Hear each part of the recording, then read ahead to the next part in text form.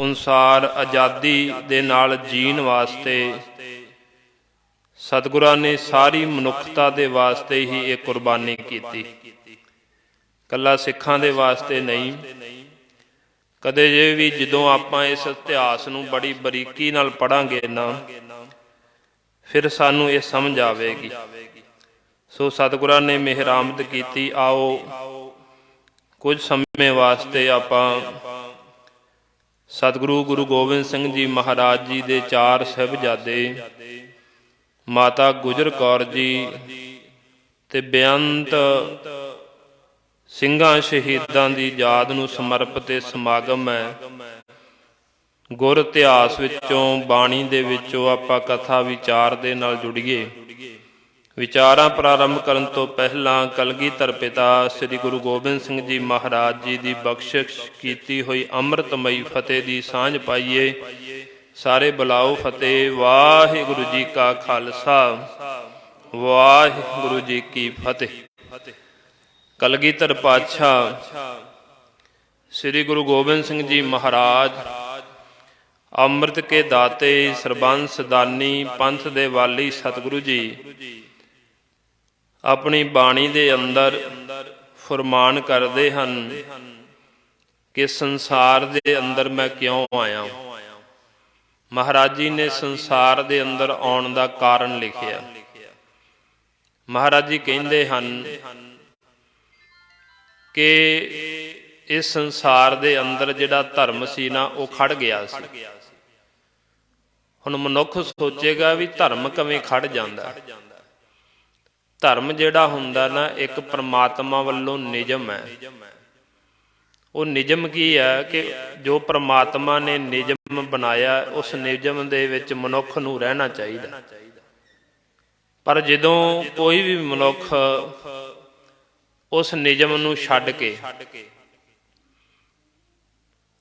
ਕੁਰਾਏ ਪੈ ਜਾਂਦਾ ਹੈ, ਫਿਰ ਪਰਮਾਤਮਾ ਜਿਹੜਾ ਹੈ ਦੁਨੀਆ ਦੇ ਵਿੱਚ ਕੋਈ ਨਾ ਕੋਈ ਆਪਣਾ ਅਵਤਾਰ, ਪੈਗੰਬਰ ਭੇਜਦਾ ਕਿ ਦੁਨੀਆ ਨੂੰ ਸਿੱਧੇ ਰਸਤੇ ਪਾਇਆ ਜਾਵੇ।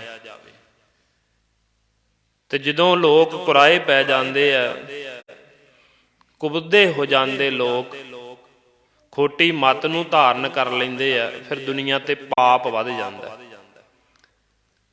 ਜਿਵੇਂ ਗੀਤਾ ਦੇ ਵਿੱਚ ਵੀ ਲਿਖਿਆ ਨਾ, ਕ੍ਰਿਸ਼ਨ ਜੀ ਅਰਜਨ ਨੂੰ ਕਹਿੰਦੇ ਆ ਕਿ ਅਰਜਨ, ਜਦੋਂ ਜਦੋਂ ਕਹਿੰਦੇ ਭਾਰਤ ਦੀ ਭੂਮੀ ਤੇ ਪਾਪ ਵੱਧਦਾ, ਉਦੋਂ ਉਦੋਂ ਮੈਂ ਅਵਤਾਰ ਲੈ ਕੇ ਆਉਣਾ।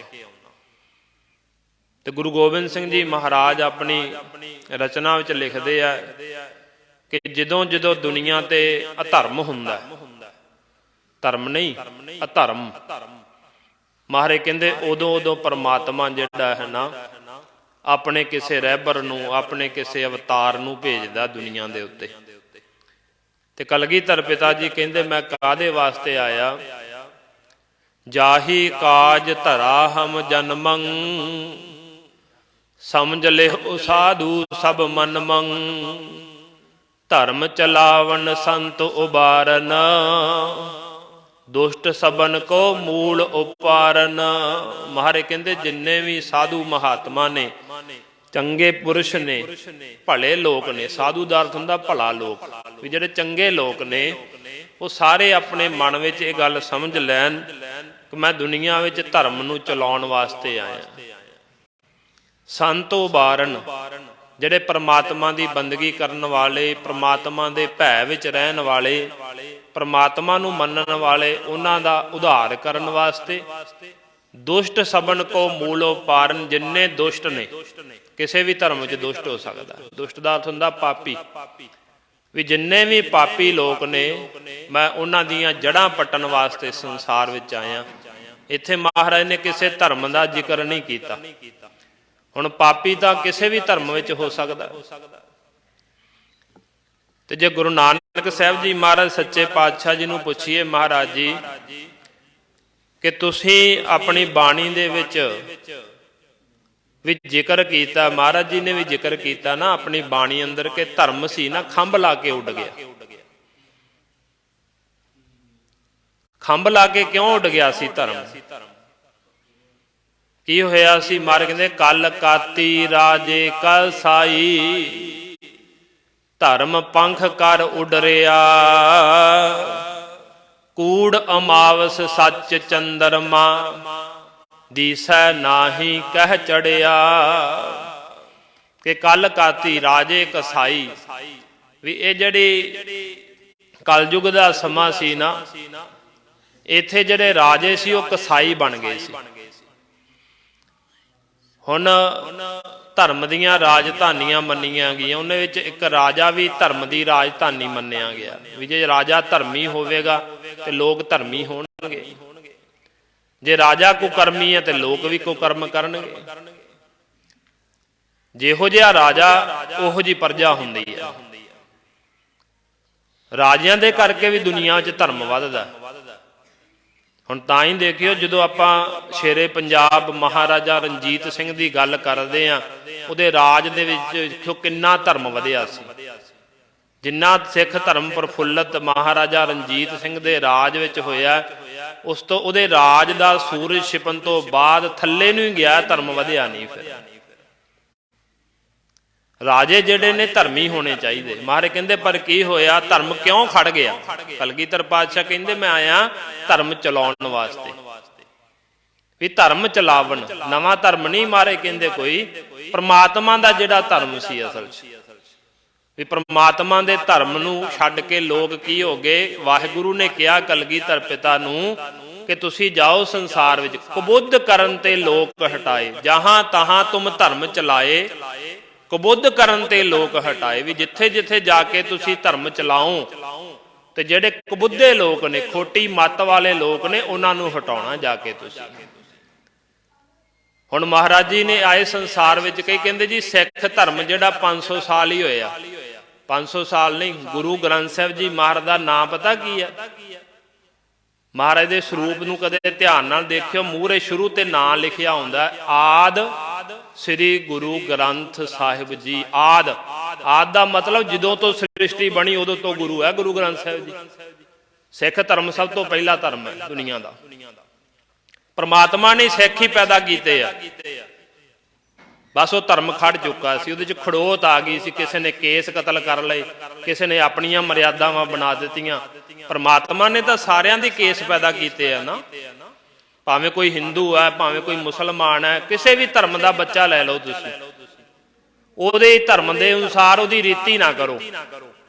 ਜਿਹੜੀਆਂ ਉਹਨਾਂ ਦੀਆਂ ਮਰਿਆਦਾਵਾਂ ਨੇ ਕੋਈ ਉਸ ਬੱਚੇ ਤੇ ਨਹੀਂ ਲਾਗੂ ਕੀਤੀਆਂ ਜਾ ਸਕਦੀਆਂ ਜਦੋਂ, ਤੇ ਉਹ ਬੱਚੇ ਨੂੰ 25 ਸਾਲ ਤੱਕ ਦਾ ਕਿਸੇ ਵੀ ਧਰਮ ਦੀ ਰੀਤੀ ਨਾ ਕਰੋ, ਉਹਦੇ ਦਾੜਾ ਵੀ ਆਵੇਗਾ, ਉਹਦੇ ਕੇਸ ਵੀ ਲੰਮੇ ਹੋ ਜਾਣਗੇ, ਉਹਦੇ ਮੁੱਛਾਂ ਵੀ ਬਣ ਜਾਣਗੀਆਂ। ਫਿਰ ਉਹਨੂੰ ਕਵੇਗਾ ਕੋਈ ਇਹ ਹਿੰਦੂ ਪਰਿਵਾਰ ਦਾ ਬੱਚਾ ਜਾਂ ਕੋਈ ਇਹ ਮੁਸਲਮਾਨ ਪਰਿਵਾਰ ਦਾ ਬੱਚਾ, ਉਹਨੂੰ ਸਾਰੇ ਸਿੱਖ ਹੀ ਕਹਿਣਗੇ। ਇਹ ਸਰੂਪ ਦਿੱਤਾ ਮਹਾਰਾਜ ਜੀ ਨੇ, ਕਿਉਂਕਿ ਧਰਮ ਖੜ ਚੁੱਕਾ ਸੀ ਅਸਲ 'ਚ। ਜਿਸ ਤਰ੍ਹਾਂ ਪਰਮੇਸ਼ਰ ਨੇ ਸਾਨੂੰ ਪੈਦਾ ਕੀਤਾ ਸੀ ਨਾ, ਉਸ ਪਰਮੇਸ਼ਰ ਦੇ ਪੈਦਾ ਕੀਤੇ ਹੋਏ ਜੀਵ ਜਿਹੜੇ ਨੇ ਉਲਟੇ ਰਾਹ ਤੇ ਤੁਰ ਪਏ ਸੀ। ਫਿਰ ਉਹਨਾਂ ਨੂੰ ਹੀ ਧਰਮ ਮੰਨ ਕੇ ਦੁਨੀਆ ਦੇ ਵਿੱਚ ਲੋਕ ਜ਼ਾਲਮ ਬਣ ਗਏ, ਰਾਜੇ ਜ਼ਾਲਮ ਬਣ ਗਏ, ਆਪਣੇ ਆਪਣੇ ਧਰਮ ਨੂੰ ਵਧਾਉਣ ਦੀ ਕੋਸ਼ਿਸ਼ ਕਰਦੇ। ਤੇ ਕਲਗੀਧਰ ਪਿਤਾ ਜੀ ਕਹਿੰਦੇ ਮੈਂ ਆਇਆ ਦੁਸ਼ਟ ਲੋਕਾਂ ਦਾ, ਕੁਬੁੱਧੇ ਲੋਕਾਂ ਦਾ ਨਾਸ਼ ਕਰਨ ਵਾਸਤੇ, ਉਹਨਾਂ ਨੂੰ ਚੰਗੇ ਰਸਤੇ ਤੇ ਪਾਉਣ ਵਾਸਤੇ। ਤੇ ਗੁਰੂ ਨਾਨਕ ਸਾਹਿਬ ਜੀ ਮਹਾਰਾਜ ਜੀ ਨੇ ਜ਼ਿਕਰ ਕਰ ਦਿੱਤਾ ਆਪਣੀ ਬਾਣੀ ਅੰਦਰ ਕਿ ਕਲ ਕਾਤੀ ਰਾਜੇ ਕਸਾਈ, ਧਰਮ ਪੰਖ ਕਰ ਉਡਰਿਆ। ਵੀ ਉੱਡ ਗਿਆ ਸੀ ਧਰਮ ਖੰਭ ਲਾ ਕਰਕੇ। ਕੂੜ ਅਮਾਵਸ, ਝੂਠ ਦਾ ਹੀ ਜਿਹੜਾ ਹਨੇਰਾ ਛਾਇਆ ਹੋਇਆ ਸੀ। ਅਮਾਵਸ ਮੱਸਿਆ ਨੂੰ ਕਹਿੰਦੇ ਆ, ਤੇ ਮੱਸਿਆ ਹੁੰਦੀ ਹੈ ਕਾਲੀ ਬੋਲੀ। ਕਹਿੰਦੇ ਕੂੜ ਦੀ ਮੱਸਿਆ ਲੱਗੀ ਹੋਈ ਸੀ, ਸੱਚ ਚੰਦਰਮਾ, ਸੱਚ ਦਾ ਚੰਦਰਮਾ ਚੜਿਆ ਹੋਇਆ ਦਿਖਦਾ ਨਹੀਂ ਸੀ। ਤੇ ਭਾਈ ਗੁਰਦਾਸ ਜੀ ਨੇ ਵੀ ਜ਼ਿਕਰ ਕੀਤਾ ਕਿ ਜਦੋਂ ਗੁਰੂ ਨਾਨਕ ਸਾਹਿਬ ਜੀ ਮਹਾਰਾਜ ਆਏ, ਸਤਿਗੁਰ ਨਾਨਕ ਪ੍ਰਗਟਿਆ। ਦਾਸ ਇਹ ਬੇਨਤੀ ਤਾਂ ਕਰ ਰਿਹਾ, ਕਈ ਵਾਰ ਨਾ ਸਾਡੇ ਮਨ ਵਿੱਚ ਹੁੰਦਾ, ਕਈ ਸੋਚਦੇ ਨੇ ਲੋਕ ਵੀ ਗੁਰੂ ਗੋਬਿੰਦ ਸਿੰਘ ਜੀ ਮਹਾਰਾਜ ਨੇ ਐਵੇਂ ਹੀ ਸ਼ਸਤਰ ਚੱਕ ਲਏ। ਕਈ ਦੂਸਰੇ ਧਰਮਾਂ ਦੇ ਲੋਕ ਵੀ ਸਾਡੇ ਧਰਮ ਤੇ ਕਿੰਤੂ ਪਰੰਤੂ ਕਰਦੇ, ਜੀ ਇਹ ਸ਼ਸਤਰ ਚੱਕੀ ਫਿਰਦੇ ਆ। ਸ਼ਸਤਰ ਚੱਕਣ ਦਾ ਕਾਰਨ ਕੀ ਸੀ? ਕਿੱਥੋਂ ਇਹ ਹਾਲਾਤ ਪੈਦਾ ਹੋਏ ਕਿ ਮਹਾਰਾਜ ਜੀ ਨੂੰ ਸ਼ਸਤਰ ਫੜਨੇ ਪਏ? ਉਹਦੇ ਵਾਸਤੇ ਸਾਨੂੰ ਗੁਰੂ ਨਾਨਕ ਸਾਹਿਬ ਜੀ ਮਹਾਰਾਜ ਜੀ ਦਾ ਜੀਵਨ ਵੇਖਣਾ ਪਵੇਗਾ। ਮਹਾਰਾਜ ਜੀ ਵੀ ਜ਼ਾਲਮ ਲੋਕਾਂ ਦੇ ਅੱਗੇ ਖੜਦੇ ਰਹੇ। ਮਹਾਰਾਜ ਜੀ ਨੇ ਸੱਚ ਦਾ ਪ੍ਰਚਾਰ ਸ਼ੁਰੂ ਕਰ ਦਿੱਤਾ ਸੀ। ਇਸ ਘਰ ਦੇ ਵਿੱਚੋਂ ਹੱਕ, ਅਣਖ, ਧਰਮ, ਆਜ਼ਾਦੀ ਦੀ ਗੱਲ ਹੁੰਦੀ ਆ, ਪਰ ਜਦੋਂ ਗੁਰੂ ਨਾਨਕ ਸਾਹਿਬ ਜੀ ਆਏ ਉਦੋਂ ਕੋਈ ਆਜ਼ਾਦੀ ਦੀ ਗੱਲ ਨਹੀਂ ਕਰ ਸਕਦਾ ਸੀ, ਹੱਕ ਦੀ ਗੱਲ ਨਹੀਂ ਕੋਈ ਕਰ ਸਕਦਾ ਸੀ, ਅਣਖ ਦੀ ਗੱਲ ਨਹੀਂ ਕੋਈ ਕਰ ਸਕਦਾ ਸੀ, ਸੱਚ ਦੀ ਗੱਲ ਨਹੀਂ ਕੋਈ ਕਰ ਸਕਦਾ ਸੀ, ਕਿਉਂਕਿ ਲੋਕ ਗੁਲਾਮ ਹੋ ਚੁੱਕੇ ਸੀ। ਲੋਕ ਗੁਲਾਮ ਕਿਵੇਂ ਹੋ ਗਏ? ਗੁਲਾਮੀ ਦੇ ਲੋਕ ਜਦੋਂ ਗੁਲਾਮ ਹੁੰਦੇ ਨਾ, ਕੋਈ ਦੇਸ਼ ਗੁਲਾਮ ਹੁੰਦੇ, ਉਹਦਾ ਕਾਰਨ ਗੁਰੂ ਨਾਨਕ ਸਾਹਿਬ ਜੀ ਨੇ ਲਿਖਿਆ।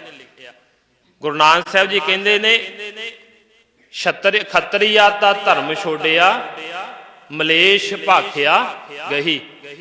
ਕਿ ਜਦੋਂ ਅਸੀਂ ਛਤਰੀ ਜਿਹੜੇ ਨੇ, ਛਤਰੀ ਕਿਹਨੂੰ ਕਹਿੰਦੇ? ਇਹ ਜਾਤ ਨਾਲ ਨਹੀਂ ਕਿਸੇ ਨਾਲ ਸੰਬੰਧਿਤ ਛਤਰੀ ਸ਼ਬਦ, ਭਾਵੇਂ ਅਸੀਂ ਜਾਤ ਨਾਲ ਜੋੜ ਦਿੱਤਾ, ਪਰ ਗੁਰਮਤਿ ਦੇ ਵਿੱਚ ਛਤਰੀ ਦੇ ਅਰਥ ਨੇ ਜਿਹੜਾ ਮਨੁੱਖ ਸ਼ਸਤਰ ਧਾਰਨ ਕਰਕੇ ਰੱਖਦਾ, ਸ਼ਸਤਰ ਧਾਰਨ ਕਰਦਿਆਂ ਹੋਇਆਂ ਆਪਣੇ ਪਰਿਵਾਰ ਦੀ, ਆਪਣੇ ਦੇਸ਼ ਦੀ, ਆਪਣੇ ਧਰਮ ਦੀ, ਆਪਣੀ ਸੰਸਕ੍ਰਿਤੀ ਦੀ, ਆਪਣੀ ਅਣਖ ਦੀ ਰੱਖਿਆ ਕਰਦਾ, ਉਹਨੂੰ ਛਤਰੀ ਕਹਿੰਦੇ।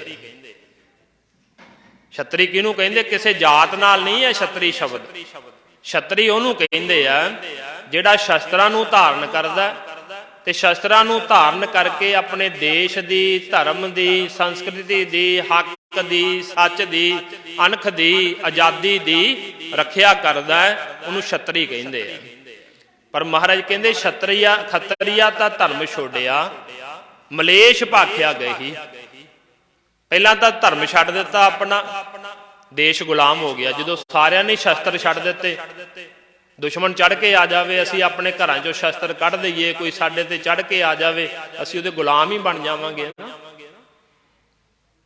ਹਿੰਦੁਸਤਾਨ ਦੇ ਲੋਕਾਂ ਨੇ ਸ਼ਸਤਰ ਛੱਡ ਦਿੱਤੇ ਸੀ, ਤਾਂ ਬਾਹਰੋਂ ਹੁਣ ਦੇਖੋ, ਹਿੰਦੁਸਤਾਨ ਦੇ ਤਾਂ 4 ਹੀ ਧਰਮ ਮੰਨੇ ਜਾਂਦੇ ਨੇ ਨਾ, ਕਿ ਇੱਥੇ 4 ਹੀ ਧਰਮ ਪੈਦਾ ਹੋਏ ਨੇ, ਜੈਨੀ, ਬੋਧੀ, ਹਿੰਦੂ ਤੇ ਸਿੱਖ। ਇਹ ਹਿੰਦੁਸਤਾਨ ਦੇ ਧਰਮ, ਤੇ ਬਾਕੀ ਜਿਹੜੇ ਧਰਮ ਨੇ ਉਹਨਾਂ ਨੇ ਬਾਹਰੋਂ ਆ ਕੇ ਇਸ ਦੇਸ਼ ਦੇ ਉੱਤੇ ਹਮਲੇ ਕੀਤੇ, ਇਸ ਦੇਸ਼ ਨੂੰ ਗੁਲਾਮ ਬਣਾਇਆ। ਤੇ ਪਰ ਜਦੋਂ ਇੱਥੋਂ ਦੇ ਲੋਕਾਂ ਨੇ ਬੁੱਧ ਧਰਮ ਧਾਰਨ ਕਰ ਲਿਆ, ਤੇ ਬੁੱਧ ਧਰਮ ਜਿਹੜਾ ਸੀ ਉਹ ਕਿਸੇ ਨੂੰ ਮਾਰਨ ਦੇ ਵਿੱਚ ਪਾਪ ਸਮਝਦਾ ਸੀ। ਕਲਿੰਗਾ ਦਾ ਰਾਜਾ ਅਸ਼ੋਕ, ਜਿਹਨੇ ਬਹੁਤ ਵੱਡਾ ਆਪਣਾ ਰਾਜ ਭਾਗ ਬਣਾਇਆ, ਪਟਨੇ ਨੂੰ ਆਪਣੀ ਰਾਜਧਾਨੀ ਉਹਨੇ ਬਣਾਇਆ ਸੀ। ਉਹਨੇ ਕੀ ਕੀਤਾ? ਉਹਨੇ ਬੁੱਧ ਧਰਮ ਧਾਰਨ ਕਰ ਲਿਆ ਤੇ ਆਪਣੀ ਤਲਵਾਰ ਗੰਗਾ ਵਿੱਚ ਸੁੱਟ ਦਿੱਤੀ, ਵੀ ਮੈਂ ਅੱਜ ਤੋਂ ਬਾਅਦ ਜੰਗ ਨਹੀਂ ਕਰਨਾ। ਹੁਣ ਜਦੋਂ ਰਾਜੇ ਹੀ ਤਲਵਾਰਾਂ ਸਿੱਟ ਦੇਣ, ਤੇ ਦੁਸ਼ਮਣਾਂ ਨੇ ਤਾਂ ਜਿਹੜਾ ਦੇਸ਼ ਨੂੰ ਲੁੱਟਣਾ ਚਾਹੁੰਦੇ ਨੇ, ਦੇਸ਼ ਨੂੰ ਗੁਲਾਮ ਬਣਾਉਣਾ ਚਾਹੁੰਦੇ, ਉਹਨਾਂ ਵਾਸਤੇ ਹੋਰ ਸੌਖਾ ਹੋ ਗਿਆ। ਸ਼ਸਤਰ ਤੋਂ ਬਿਨਾਂ ਤਾਂ ਕਲਗੀਧਰ ਪਾਤਸ਼ਾਹ ਕਹਿੰਦੇ ਸਿੱਖ ਜਿਹੜਾ ਹੈ ਨਾ, ਬੰਦਾ ਜਿਹੜਾ, ਉਹ ਭੇਡ ਦੀ ਨਿਆਈ ਹੈ। ਵੀ ਭੇਡ ਨੂੰ ਕੰਨ ਤੋਂ ਫੜਿਆ ਤੇ ਜਿੱਧਰ ਮਰਜ਼ੀ ਲੈ ਜਾਓ, ਜਿਹਦੇ ਕੋਲ ਸ਼ਸਤਰ ਨਹੀਂ ਹੈਗਾ। ਪਰ ਵੇਖਿਓ, ਇਹ ਦੇਸ਼ ਗੁਲਾਮ ਹੋਇਆ ਤੇ ਇਹ ਤੇ ਹਮਲੇ ਹੁੰਦੇ ਰਹੇ। ਗੁਰੂ ਨਾਨਕ ਸਾਹਿਬ ਜੀ ਮਹਾਰਾਜ ਸੱਚੇ ਪਾਤਸ਼ਾਹ ਜੀ ਦੇ ਬਾਰੇ ਬਚਨ ਭਾਈ ਗੁਰਦਾਸ ਜੀ ਨੇ ਲਿਖੇ, ਸਤਿਗੁਰ ਨਾਨਕ ਪ੍ਰਗਟਿਆ, ਮਿਟੀ ਧੁੰਦ ਜਗ ਚਾਨਣ ਹੋਆ, ਜਿਉ ਕਰ ਸੂਰਜ ਨਿਕਲਿਆ, ਤਾਰੇ ਛਪ ਅੰਧੇਰ ਪਲੋਵਾ, ਸਿੰਘ ਬੁਕੇ ਮਿਰਗਾਵਲੀ, ਭੰਨੀ ਜਾਏ ਨਾ ਧੀਰ ਧਰੋਵਾ। ਭਾਈ ਗੁਰਦਾਸ ਜੀ ਨੇ ਗੁਰੂ ਨਾਨਕ ਸਾਹਿਬ ਨੂੰ ਸਿੰਘ ਲਿਖਿਆ। ਸਿੰਘ ਦਾ ਮਤਲਬ ਸ਼ੇਰ, ਸ਼ੇਰ ਦੀ ਗਰਜ ਵਾਂਗ ਗੁਰੂ ਨਾਨਕ ਸਾਹਿਬ ਜੀ ਮਹਾਰਾਜ ਗਰਜੇ ਨੇ। ਉੱਥੇ ਏਮਨਾਬਾਦ ਵਿੱਚ ਬਾਬਰ ਚੜ੍ਹ ਕੇ ਆਇਆ, ਬਾਬਰ ਨੇ ਕਤਲੇ ਆਮ ਕੀਤਾ, ਤੇ ਗੁਰੂ ਨਾਨਕ ਸਾਹਿਬ ਜੀ ਮਹਾਰਾਜ ਨੇ ਉਹਨੂੰ ਬਾਬਰ ਨੂੰ ਜਾਬਰ ਕਿਹਾ। ਕਿਸੇ ਵਿੱਚ ਹਿੰਮਤ ਨਹੀਂ ਪਈ ਕਿ ਬਾਬਰ ਨੂੰ ਕੋਈ ਜਾਬਰ ਕਹਿ ਦਿੰਦਾ। ਉਸ ਦੇਸ਼ ਵਿੱਚ ਏਮਨਾਬਾਦ ਵਿੱਚ ਪਠਾਨ ਵੀ ਸੀ, ਮੁਗਲ ਵੀ ਸੀ, ਬਹੁਤ ਸੂਰਮੇ ਸੀ, ਤਗੜੇ ਤਗੜੇ, ਪਰ ਬਾਬਰ ਦਾ ਮੁਕਾਬਲਾ ਨਹੀਂ ਕਰ ਸਕੇ। ਬਾਬਰ ਦਾ ਮੁਕਾਬਲਾ ਨਹੀਂ ਕਰ ਸਕੇ, ਕਿਉਂਕਿ ਉਹਨਾਂ ਨੇ ਆਪਣਾ ਧਰਮ ਹੀ ਛੱਡ ਦਿੱਤਾ ਸੀ, ਮੰਤਰਾਂ ਜੰਤਰਾਂ ਵਿੱਚ ਪੈ ਗਏ। ਮਹਾਰਾਜ ਨੇ ਜ਼ਿਕਰ ਕੀਤਾ ਬਾਬਰ ਬਾਣੀ ਦੇ ਵਿੱਚ, ਕੋਈ ਮੁਗਲ ਨਾ ਅੰਧਾ ਹੋਇਆ, ਕਿਨੇ ਨਾ ਪਰਚਾ ਲਾਇਆ। ਉਹ ਪੰਡਤ ਕਹਿੰਦੇ ਸੀ ਇਹਨਾਂ ਨੂੰ, ਕੋਈ ਗੱਲ ਨਹੀਂ, ਤੁਹਾਡੇ ਮੰਤਰ ਹੀ ਇਹੋ ਜਿਹੇ ਪੜ੍ਹ ਦਿਆਂਗੇ, ਤੁਹਾਡੀਆਂ ਬੰਦੂਕਾਂ ਚੱਲਣਗੀਆਂ। ਪਰ ਕਹਿੰਦੇ ਕੋਈ ਮੁਗਲ ਨਹੀਂ ਅੰਨਾ ਹੋਇਆ, ਕਿਸੇ ਤੇ ਕੋਈ ਮੰਤਰ ਨਹੀਂ ਚੱਲਿਆ। ਬਾਬਰ ਨੇ ਆ ਕੇ ਬੰਦੇ ਜਿਹੜੇ ਸੀ ਮੂਲੀ ਗਾਜਰਾਂ ਵਾਂਗੂ ਵੱਢੇ, ਇੰਨਾ ਕਤਲੇਆਮ ਕੀਤਾ। 1200 ਬੰਦਾ ਉਹਨੇ ਗ੍ਰਿਫਤਾਰ ਕਰ ਲਿਆ, ਵਿੱਚ ਗੁਰੂ ਨਾਨਕ ਸਾਹਿਬ ਜੀ ਮਹਾਰਾਜ ਵੀ। ਤੇ ਜਦੋਂ ਉੱਥੇ ਮਹਾਰਾਜ ਨੇ ਸ਼ਕਤੀ ਵਿਖਾਈ, ਕਰਾਮਾਤ ਵਿਖਾਈ। ਅੱਜ ਕਈ ਕਹਿੰਦੇ ਜੀ ਗੁਰੂ ਨਾਨਕ ਸਾਹਿਬ ਦੇ ਘਰ 'ਚ ਕਰਾਮਾਤ ਨਹੀਂ ਹੈਗੀ, ਪਰ ਜਿਹੜੇ ਲੋਕ ਕਰਾਮਾਤਾਂ ਨਾਲ ਹੀ ਸਮਝਦੇ, ਮਹਾਰਾਜ ਉਹਨੂੰ ਕਰਾਮਾਤ ਵੀ ਵਿਖਾਉਂਦੇ ਆ। ਸ਼ਕਤੀ ਹੈ ਹਰ ਕਿਸੇ ਦੇ ਅੰਦਰ, ਸ਼ਕਤੀ ਤੋਂ ਬਿਨਾਂ ਕੋਈ ਹੋ ਨਹੀਂ ਸਕਦਾ। ਹੁਣ ਆਪਣੇ ਸਰੀਰ 'ਚ ਵੀ ਸ਼ਕਤੀ ਹੈ ਨਾ, ਤਾਂ ਹੀ ਤੁਰਦੇ ਆ। ਜੇ ਸਾਡੇ ਸਰੀਰ 'ਚ ਸ਼ਕਤੀ ਨਾ ਹੋਵੇਗੀ ਤੇ ਤੁਰਾਂਗੇ ਕਿੱਥੋਂ ਅਸੀਂ? ਦੇਖਣਾ, ਸੁਣਨਾ, ਬੋਲਣਾ, ਤੁਰਨਾ, ਫਿਰਨਾ, ਇਹ ਸ਼ਕਤੀ ਦਾ ਕੰਮ ਹੈ। ਜਿੱਦਣ ਸਾਡੇ ਅੰਦਰੋਂ ਸ਼ਕਤੀ ਪਰਮਾਤਮਾ ਦੀ ਨਿਕਲ ਜਾਂਦੀ, ਉਹ ਜੋਤ ਨਿਕਲ ਜਾਂਦੀ ਹੈ, ਉਦੋਂ ਤਾਂ ਅਸੀਂ ਸ਼ਮਸ਼ਾਨ ਘਾਟ ਵੀ ਨਹੀਂ ਜਾਂਦੇ। 4 ਜਣੇ ਚੱਕ ਕੇ ਲੈ ਕੇ ਜਾਂਦੇ ਸਾਨੂੰ। ਜਾ ਸਕਦੇ ਅਸੀਂ? ਸ਼ਕਤੀ ਤੋਂ ਬਿਨਾਂ ਤਾਂ ਕੁਝ ਵੀ ਨਹੀਂ ਨਾ। ਸ਼ਕਤੀ ਤੋਂ ਬਿਨਾਂ ਕੁਝ ਨਹੀਂ ਹੁੰਦਾ ਸੰਸਾਰ ਦੇ ਅੰਦਰ। ਤੇ ਸ਼ਕਤੀ ਵਾਲੇ ਬੰਦੇ ਜਿਹੜੇ ਸ਼ਕਤੀਆਂ ਵਿਖਾਉਣ ਆਉਂਦੇ, ਉਹ ਸ਼ਕਤੀ ਨਾਲ ਹੀ ਲੋਟ ਆਉਂਦੇ। ਜੇ ਕੋਈ ਸ਼ਸਤਰ ਲੈ ਕੇ ਆਉਂਦਾ, ਉਹ ਸ਼ਸਤਰ ਨਾਲ ਹੀ ਰੁਕਦਾ। ਮਹਾਰਾਜ ਜੀ ਨੇ ਉੱਥੇ ਚੱਕੀਆਂ ਘੁੰਮੀਆਂ ਆਪਣੇ ਆਪ। ਹੁਣ ਜਦੋਂ ਚੱਕੀਆਂ ਆਪਣੇ ਆਪ ਘੁੰਮੀਆਂ ਤੇ ਸਿਪਾਹੀ ਜਾ ਕੇ ਬਾਬਰ ਨੂੰ ਕਹਿੰਦੇ ਆ ਕਿ ਕੋਈ ਸਾਧੂ ਮਹਾਤਮਾ ਹੈ, ਪਹੁੰਚਿਆ ਹੋਇਆ ਫੱਕਰ ਹੈ ਕੋਈ। ਜਦੋਂ ਬਾਬਰ ਨੇ ਮੁਲਾਕਾਤ ਕੀਤੀ ਤੇ ਬਾਬਰ ਨੂੰ ਮਹਾਰਾਜ ਜਾਬਰ ਕਹਿੰਦੇ। ਪਹਿਲੀ ਟੱਕਰ ਸੀ ਬਾਬੇ ਕਿਆਂ ਦੀ ਤੇ ਬਾਬਰ ਕਿਆਂ ਦੀ, ਏਮਨਾਬਾਦ ਦੀ ਧਰਤੀ ਤੇ। ਫਿਰ ਦੂਜੀ ਟੱਕਰ ਜਿਹੜੀ ਹੁੰਦੀ ਆ ਗੁਰੂ ਅੰਗਦ ਦੇਵ ਜੀ ਮਹਾਰਾਜ ਜੀ ਤੇ ਹਿਮਾਯੂ ਦੀ, ਗੋਇੰਦ ਖਡੂਰ ਸਾਹਿਬ ਦੀ ਧਰਤੀ ਤੇ। ਸ਼ੇਰ ਸ਼ਾਹ ਸੂਰੀ ਤੋਂ ਹਾਰ ਖਾ ਕੇ ਬਾਬਰ ਦਾ ਪੁੱਤਰ ਹਿਮਾਯੂ ਜਿਹੜਾ ਹੈ ਉਹ ਖਡੂਰ ਸਾਹਿਬ ਆਉਂਦਾ ਹੈ। ਮਹਾਰਾਜ ਜੀ ਬੱਚਿਆਂ ਨੂੰ ਵਿਦਿਆ ਪੜਾਉਂਦੇ ਪਏ ਆ। ਉਹ ਤਲਵਾਰ ਕੱਢ ਕੇ ਮਹਾਰਾਜ ਨੂੰ ਡਰਾਉਣ ਲੱਗਦਾ ਕਿ ਤੁਸੀਂ ਮੇਰਾ ਸਤਿਕਾਰ ਨਹੀਂ ਕੀਤਾ। ਤੇ ਮਹਾਰਾਜ ਉੱਥੇ ਫਿਰ ਗਰਜਦੇ ਆ, ਸਿੰਘ ਦੀ ਦਹਾੜ ਵਾਂਗੂ, ਸ਼ੇਰ ਦੀ ਦਹਾੜ ਮਾਰਦੇ ਗੁਰੂ ਅੰਗਦ ਦੇਵ ਜੀ ਮਹਾਰਾਜ ਕਿ ਹਿਮਾਯੂ ਤੂੰ ਕਹਿੰਦਾ ਕਿ ਮੇਰਾ ਸਤਿਕਾਰ ਨਹੀਂ ਕੀਤਾ, ਅੱਜ ਇੱਕ ਫਕੀਰ ਦੇ ਉੱਤੇ ਤਲਵਾਰ ਕੱਢ ਕੇ ਵਿਖਾਉਣਾ। ਜਦੋਂ ਸ਼ੇਰ ਸ਼ਾਹ ਸੂਰੀ ਆਇਆ ਸੀ, ਤੂੰ ਉਦੋਂ ਤਲਵਾਰ ਤੇਰੀ ਕਿੱਥੇ ਗਈ? ਤੂੰ ਤਾਂ ਭੱਜ ਕੇ ਆ ਗਿਆ ਉੱਥੋਂ, ਆਪਣੀ ਜਾਨ ਬਚਾ ਕੇ ਉੱਥੋਂ ਵਾਪਸ ਮੁੜ ਗਿਆ ਉਹ। ਫਿਰ ਕਹਿੰਦੇ ਇਹ ਟੱਕਰ ਵਕਤੀ ਨਹੀਂ ਸੀ, ਇਹ ਪੁਸ਼ਤ ਦਰ ਪੁਸ਼ਤ ਚੱਲਦੀ ਰਹੀ। ਪਿਤਾ ਨਾਲ ਪਿਤਾ, ਦਾਦੇ ਨਾਲ ਦਾਦਾ, ਪੋਤੇ ਨਾਲ ਪੋਤਾ, ਇਸ ਤਰ੍ਹਾਂ ਚੱਲੀ ਇਹ। ਗੁਰੂ ਅਰਜਨ ਦੇਵ ਜੀ ਮਹਾਰਾਜ ਦਾ ਸਮਾਂ ਆਇਆ। ਦੇਖਿਓ ਇਹ ਹੱਕ ਤੇ ਸੱਚ, ਅਣਖ ਤੇ ਆਜ਼ਾਦੀ ਦੀ ਆਵਾਜ਼ ਗੁਰੂ ਨਾਨਕ ਸਾਹਿਬ ਜੀ ਦੇ ਘਰ ਵਿੱਚੋਂ ਨਿਕਲਦੀ ਸੀ। ਉਸੇ ਹੀ ਆਵਾਜ਼ ਨੂੰ ਦਬਾਉਣ ਵਾਸਤੇ ਤੱਤੀ ਤਵੀ ਆਈ, ਦਿੱਲੀ ਦਾ ਚਾਂਦਨੀ ਚੌਂਕ ਆਇਆ, ਆਨੰਦਪੁਰ ਸਾਹਿਬ ਦੇ ਘੇਰੇ ਪਏ, ਚਮਕੌਰ ਦੀ ਗੜੀ ਆਈ, ਸਰਹੰਦ ਦੀਆਂ ਕੰਧਾਂ ਆਈਆਂ। ਕਾਹਦੇ ਵਾਸਤੇ? ਜਿਹੜੀ ਗੁਰੂ ਨਾਨਕ ਸਾਹਿਬ ਜੀ ਮਹਾਰਾਜ ਜੀ ਦੇ ਘਰ ਦੇ ਵਿੱਚੋਂ ਹੱਕ ਸੱਚ ਅਣਖ ਆਜ਼ਾਦੀ ਦੀ ਆਵਾਜ਼ ਨਿਕਲਦੀ ਸੀ, ਉਹਨੂੰ ਦਬਾਉਣ ਵਾਸਤੇ, ਉਹਨੂੰ ਖਤਮ ਕਰਨ ਵਾਸਤੇ। ਇਹ ਹੱਕ ਸੱਚ ਦੀ ਆਵਾਜ਼ ਕੀ ਸੀ? ਮਹਾਰਾਜ ਕਹਿੰਦੇ ਸੀ ਸਾਰੇ ਜਿਹੜੇ ਪ੍ਰਮਾਤਮਾ ਦੇ ਪੈਦਾ ਕੀਤੇ ਹੋਏ ਜੀਵ ਹੈ, ਇਹਨਾਂ ਜੀਵਾਂ ਨੂੰ ਧੱਕੇ ਨਾਲ ਧਰਮ ਤਬਦੀਲ ਨਹੀਂ ਕਰਵਾਇਆ ਜਾ ਸਕਦਾ, ਜਾਂ ਕਿਸੇ ਤੇ ਜ਼ੁਲਮ ਨਹੀਂ ਕੀਤਾ ਜਾ ਸਕਦਾ। ਹਰ ਮਨੁੱਖ ਨੂੰ ਆਜ਼ਾਦੀ ਹੋਣੀ ਚਾਹੀਦੀ ਹੈ ਕਿ ਆਪਣੇ ਧਰਮ ਦੇ ਅਨੁਸਾਰ ਜੀਵਨ ਬਤੀਤ ਕਰ ਸਕੇ ਉਹ ਹਰੇਕ ਮਨੁੱਖ। ਪਰ ਜਿਹੜੇ ਰਾਜੇ ਬਣ ਜਾਂਦੇ ਸੀ ਉਹ ਜ਼ਾਲਮ ਹੋ ਜਾਂਦੇ ਸੀ। ਫਿਰ ਇਸ ਦੇਸ਼ ਦੇ ਵਿੱਚ ਵੰਡੀਆਂ ਪਾਈਆਂ ਹੋਈਆਂ ਸੀ ਜਾਤ ਪਾਤ ਦੇ ਨਾਂ ਦੇ ਉੱਤੇ। 4 ਵਰਨਾਂ ਵਿੱਚ ਵੰਡਿਆ ਹੋਇਆ ਸੀ ਸਮਾਜ ਨੂੰ। ਹੁਣ ਦੇਖੋ ਇੱਕ ਪਰਿਵਾਰ ਦੇ ਵਿੱਚ 4 ਭਰਾ ਹੋਣ, ਜੇ ਉਹਨਾਂ ਦੇ ਵਿੱਚ ਤਾਕਤ ਹੈ, ਆਪਸ ਵਿੱਚ ਵਿਚਾਰ ਮਿਲਦੇ ਨੇ, ਤਾਂ ਉਹਨਾਂ ਦੇ ਉੱਤੇ ਕੋਈ ਵੀ ਜਿਹੜਾ ਹਮਲਾ ਕਰਨ ਵਾਲਾ ਬੰਦਾ ਨਾ ਉਹ ਸੋਚੇਗਾ ਵੀ ਇਹ 4 ਭਰਾ ਇਕੱਠੇ ਨੇ, ਤਾਕਤ ਹੈ ਇਹਨਾਂ ਦੇ ਅੰਦਰ। ਪਰ ਜੇ ਉਹਨਾਂ ਦੀ ਆਪਸ ਵਿੱਚ ਨਾ ਬਣਦੀ ਹੋਵੇਗੀ, ਉਹਨਾਂ ਨੂੰ ਪਾੜ ਕੇ ਰੱਖਿਆ ਹੋਵੇਗਾ, ਤੇ ਹਰ ਬੰਦਾ ਹੀ ਉਹਦੇ ਉੱਤੇ ਹਮਲਾ ਕਰ ਸਕਦਾ ਨਾ, ਨੁਕਸਾਨ ਪਹੁੰਚਾ ਸਕਦਾ ਉਹਨਾਂ ਨੂੰ।